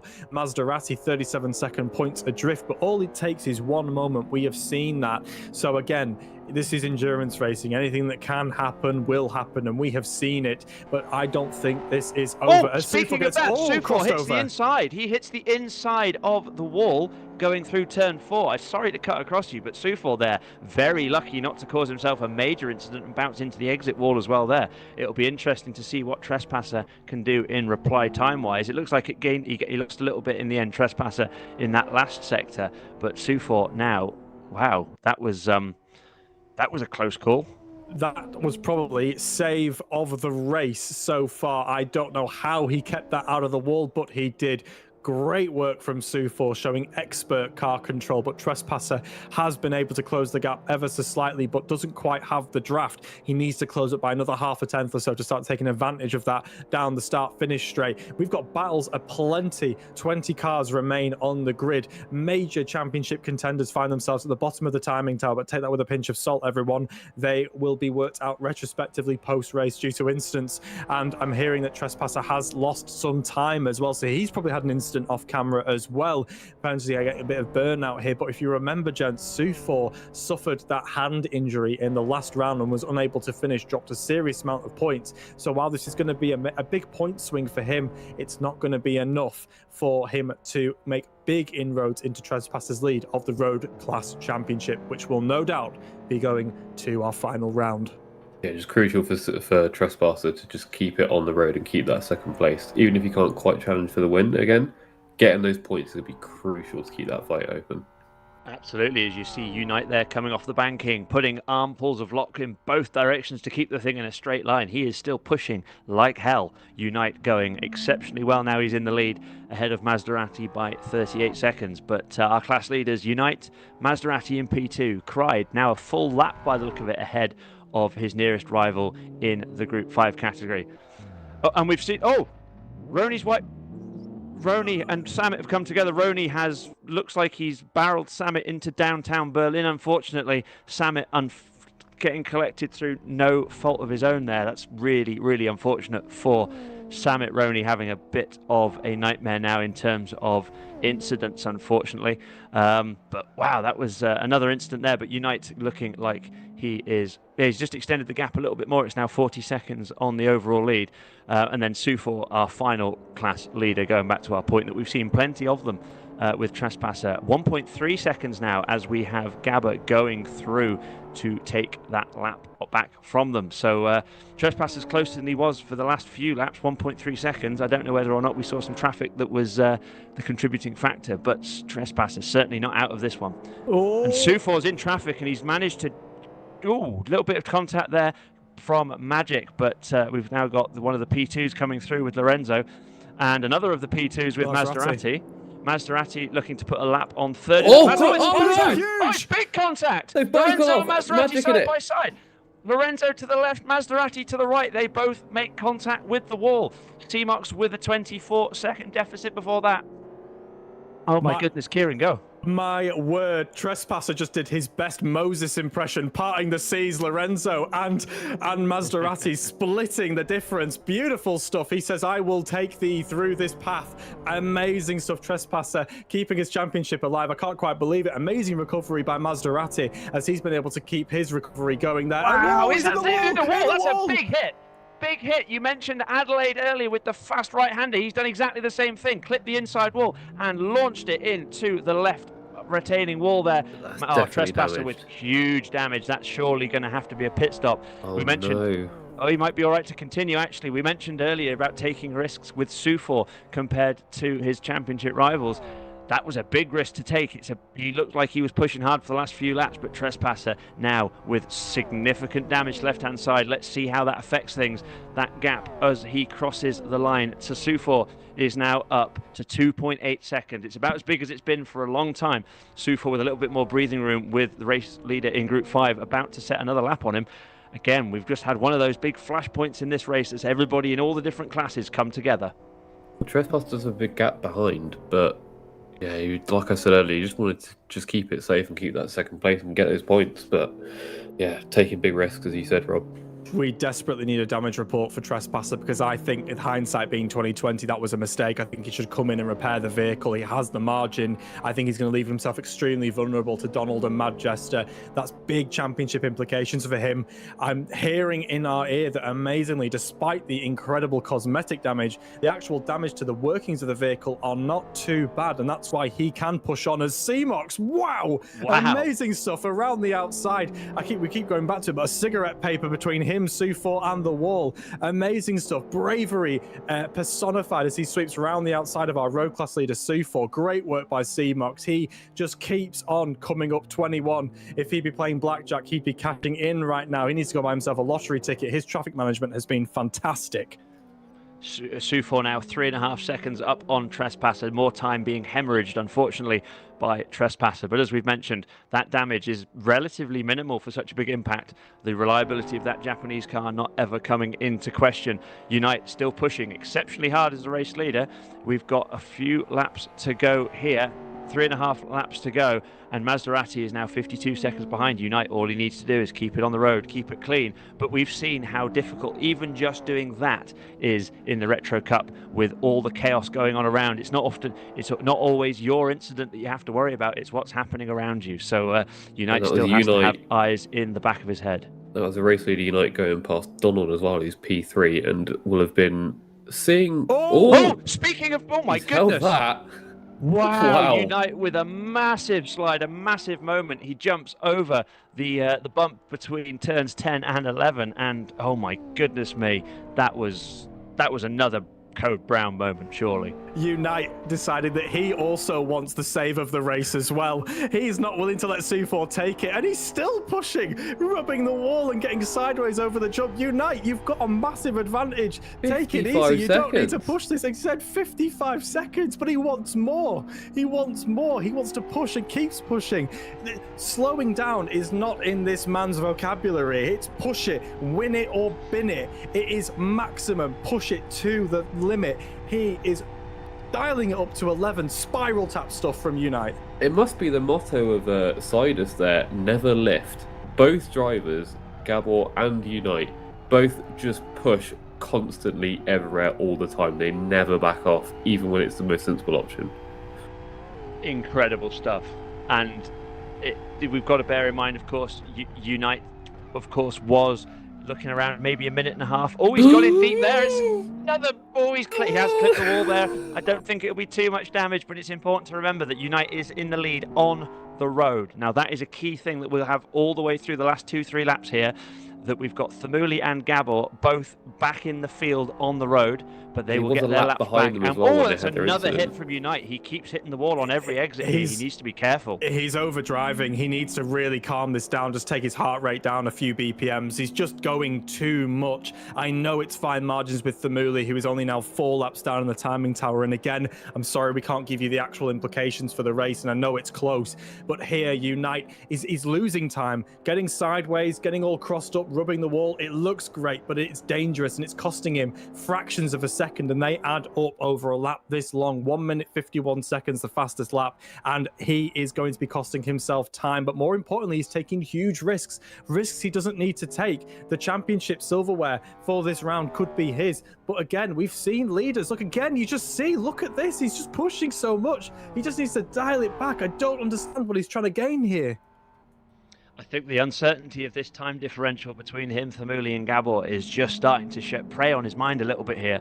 So, wow, unbelievable stuff. Maserati getting through past. Who was that? That was Mad Jester. Another name, actually, Mad Jester. It's Donald and Mad Jester. I'm going to regret saying this. Very incident-free races. Not a lot happening with them on screen, at least, but I think that they might be very happy with that. We've got Mad Jester, of course, on the screen because our race directors want me to be wrong. Looks like the car's had a little bit of an altercation with the wall on driver's right, but nothing too serious. Another one of these situations, though, we've got another contact with the wall there. But another one of these situations where we have another full season entry just collecting points, doing what they can with the machinery that they've got. So please, if we can cut away from Mad Jester. I know it's a good looking car, but I'm really concerned that I'm about to watch him do something unspeakable. Perfect. We have our race leader, Unite, going through now. I believe this might be towards turn 4. But we've got sorry. I was going to say, he's another former race winner, is Mad Jester as well, and he's another championship contender, quietly picking up points as we have traffic navigating past him. Cried, Lorenzo just going past there as well. Yeah, really, really great work from the traffic management there as well. As we have CMOX, number P3. contender for driver of the race. I think C-Mox has been phenomenal this race. Again, he's kept it clean. Every time he's come up to traffic, he's just been able to navigate those fine margins. And there he gets past Cried in that amazing synthwave 80s-esque livery that we have all love. So with that being said, boys, we need livery of the race and driver of the race because there are so many contenders right now. These guys are pushing for everything. All the points on the table right now. Sears, you go first. Don't do that. I don't know. I had to give it a go. I'll go first. I think Cried's my livery of the race. And to be honest, I'm going to probably say Cried for driver of the race as well. He's a bit, again, another one that's not necessarily been the headline grabber. We've had a fantastic battle between Sufor and Trespasser. Either one of them is a worthy winner. But Cried doing a great job here once again. And with championship implications, can't fault it. No, I like it. I like it. I'm really torn for livery of the race. With you already electing Cried, I think I'll leave that one there. But for me, C-Mox on screen right now in the black Rothman's livery. Love that. Love that. However, I won't take that one. What I will take is Donald's gum livery. I have loved that since race 1. I love the color scheme, the gray, the blue, the yellow. It just works oh so well. I think it's a class livery, and I love seeing it every single race. It looks great on that Porsche as well. And we've got our 3 liveries in one shot there as well. That was rather nice. Yeah, that was very generous of you there, Kieran, to let me have that one. Yeah, so livery, I'm going to go. I don't think we've got any new ones this race unless I'm missing one. But yeah, so I'm going to go C-Mox for livery of the race. I just really like it. I think it's really nice and clean. Driver of the race, I'm going to go Maserati. Just hasn't put a foot wrong, leading by a big gap. He's just doing really well. So here we go. We've got Unite rounding turn 11, I believe it is, for the final time in this race. It's been a race of attrition. It's been a race of war. It's been absolutely incredible. We're going to have to call this one as we see it on the screen. We're hearing that we believe that Themuli and Gabba are certainly on the same lap, so it will come down to it as Unite. They will be coming down to a number of seconds for the win. We've got Unite coming around the final corner. He's going to win it on the road with a great performance, actually, in the end. He's one of the drivers who had the least attrition, even with a couple of issues, but he's going to take it on the road. Time will tell. We think he might well have it on paper as well, but Unite will cross the line on this long drag to the start-finish line, crosses the line to take the victory with a fantastic result, a best lap of 1:52.8. Not necessarily the fastest lap on lap, but it's been a really good performance from Unite to take the win. We've got Maserati coming past turn 10 into turn 11 down the hill from the Brandenburg gate, and Maserati will take another victory in P2. And he needs to outscore Lorenzo by 7 points to win the title. As it stands, it looks good. So Maserati coming around. He's got the chicane and the final corner to navigate. He's got the race leaders in the road category ahead. So don't know whether he'll necessarily try and go past and risk anything. I think he will get there in time to get past Trespasser. Maserati with 1 corner to go. And I believe this means we're about to see our first champion of 2025 crowned. A bit of a slide out the corner. Oh, could this be a scrap? Maserati crosses the line and wins the P2 championship on the run down to the line. We've got a scrap to the line as well. In the road category, it's going to be Sufor that takes it just ahead of Trespasser, but only just by the look of it. It's going to be deep in the slipstream. They're side by side. I might have called that one a bit early, but no, Sufor has crossed the line and taken it. Good effort, and there we go. So Trespasser second in the Cried is through, and that is another fantastic result for Cried. He looks happy with it as well. He's taken the win, and he has taken the bull by the horns for the Group 5 championship. We've got the rest of the leaderboard ahead. We've got Roni, Mias, Samet, Sufor, Trespasser, Magic, Stiefler, Themuli, Steve Martin, and Gabba at the moment.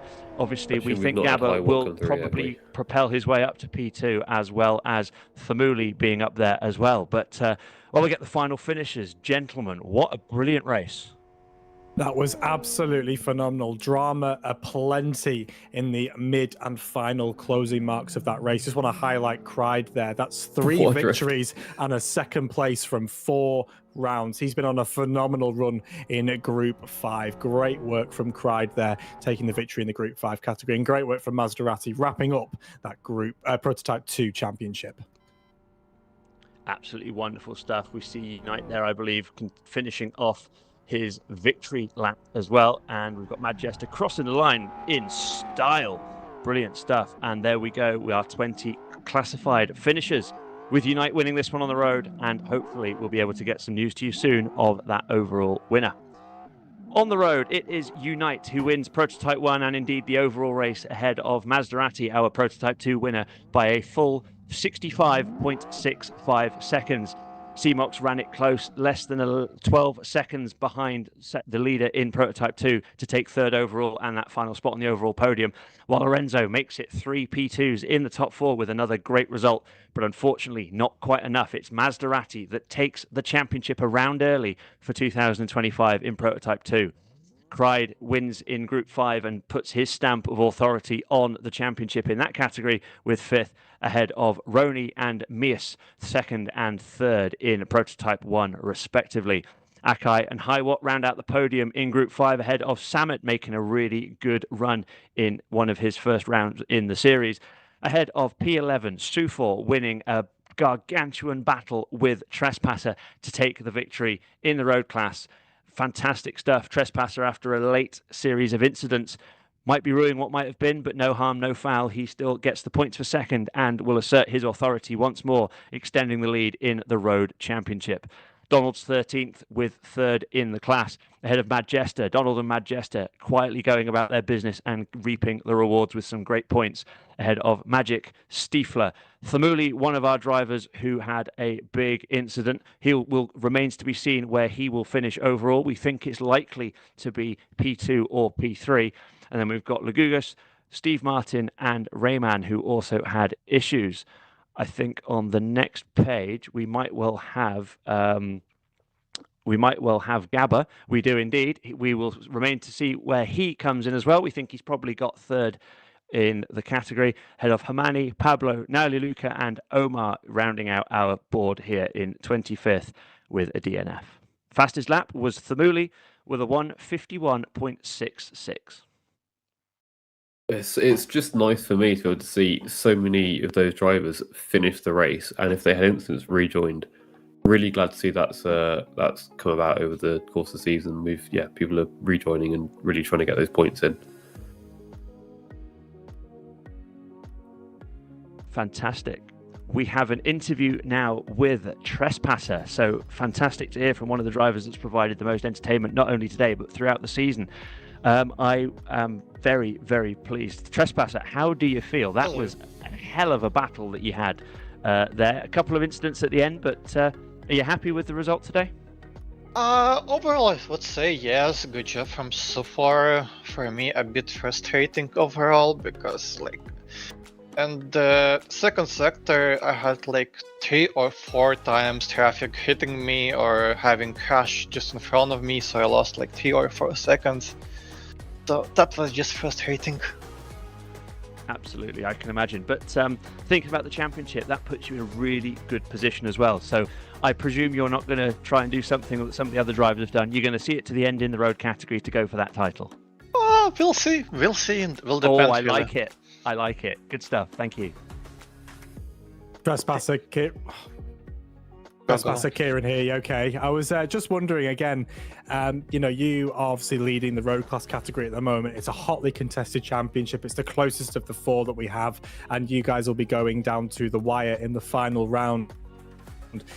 Is that changing your approach to the races? Are you trying to run a little bit more conservatively? Again, we saw great battles with you and Sufor yet again, and we thank you for that. But is there a temptation just to try and dial it back a little bit, secure the points and secure the championship? Are you still pushing for the win? Not really. I'm just pushing. Considering I have quite a heavy damage this round on the last few laps, I was just going flat out, risking to flip or something. So just overall having fun and making sure that just having good battlefields so far and enjoying the moment. Championship. I pretty much was flipped round 1, DNF'd round 2 because I was flipped, so I was ready on back foot. Came back from that. To be honest, this round I was really expecting to be flipped or something. I almost was 2 times. So they were close calls, so I survived. I'm happy. A really fascinating storyline for the final round of the season to see how that road class turns out, especially with, like you say, your start of the season. I saw you guys were mentioning before the race of the difficulty for lapping cars to quite understand where the road class cars were going to be. I think that might have had an effect on the amount of incidents we saw. To be honest, the main issue was the Sector 2 concrete part, because on the other prototypes, braking points are really similar and they have very slower apex speed. So they dive in, try to overtake, but then they're slower. And that was causing some issues, and there were accidents between each other there. Like Lorenzo Maserati had an accident there, so the issues are mainly in the slow turns. Pretty good insight, thank you. Rob, have you got anything else? No, nothing for me. I thought it was really interesting to get that insight, as you say, Sears. And as I say, Trespasser, fantastic driving today, as it has been all the way through the season. So all the best for the last round, the 2 hours at West Hill. So thank you very much. Thank you, guys.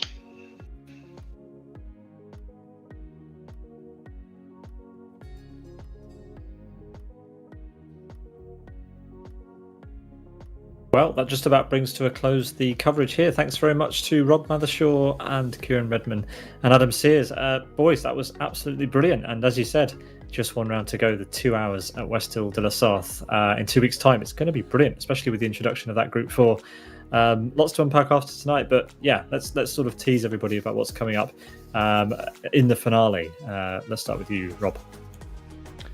Yeah, there's so many little subplots and storylines. I think that we might have found that Thamuli has won the championship under the radar in P1, but that means the gloves are off, and I think the fight will be better than ever. So I'm looking forward to that one. But the thing I am really looking forward to is that BMW in Group 4. It's a beautiful car. And I think one of the intriguing things is, A, it looks like we're going to get quite a few entries because of the one-off nature of it. But also, I'm looking forward to seeing where it sits pace-wise relative to that gap between P2 and Group 5. So it's going to be a really interesting one to see how it changes the complexion of the multi-class racing that we've enjoyed so much so far over the season. Yeah, I think it's aimed at between the road class and Group 5. I'm not 100% on that, but I think that's it's sitting in that point. But yeah, I think that will be an interesting storyline to see who actually enters that as well. I think you might see some surprise faces, and I think that's going to be. There's no championships, there's no season-long championships. Think about that. It's just full-on scrap for that trophy. And again, I think as well, we still have championships to decide, particularly in Group 5 and the road class especially. So plenty still to settle, but no doubt we will be updating you regarding Prototype 1 in terms of if the Muli has finally clinched that championship. We'll have to wait and see. Kieran, do you mean that in the next round we have to focus on road class again? Oh no, what a shame that would be. I know, more battles between Trespasser and Sue4. What a shame. I mean, it's the close nature of that class that's so unusual for multi-class racing that, yeah, normally it's the top class is getting all the attention, but in Retro Cup it really has been the road class that's delivered week in, week out, and largely thanks to those two.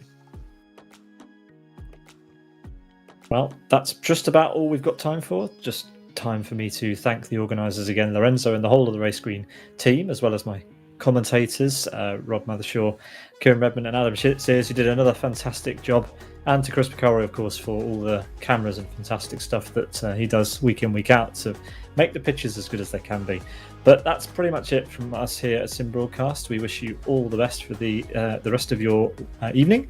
Congratulations to our class winners, and thanks to the rest of the drivers for competing with us again for another excellent round of the championship, and to all of you for watching. It's been a good one. We'll see you all next time. From all of us here to all of you, we've been Sim Broadcasts. Good night.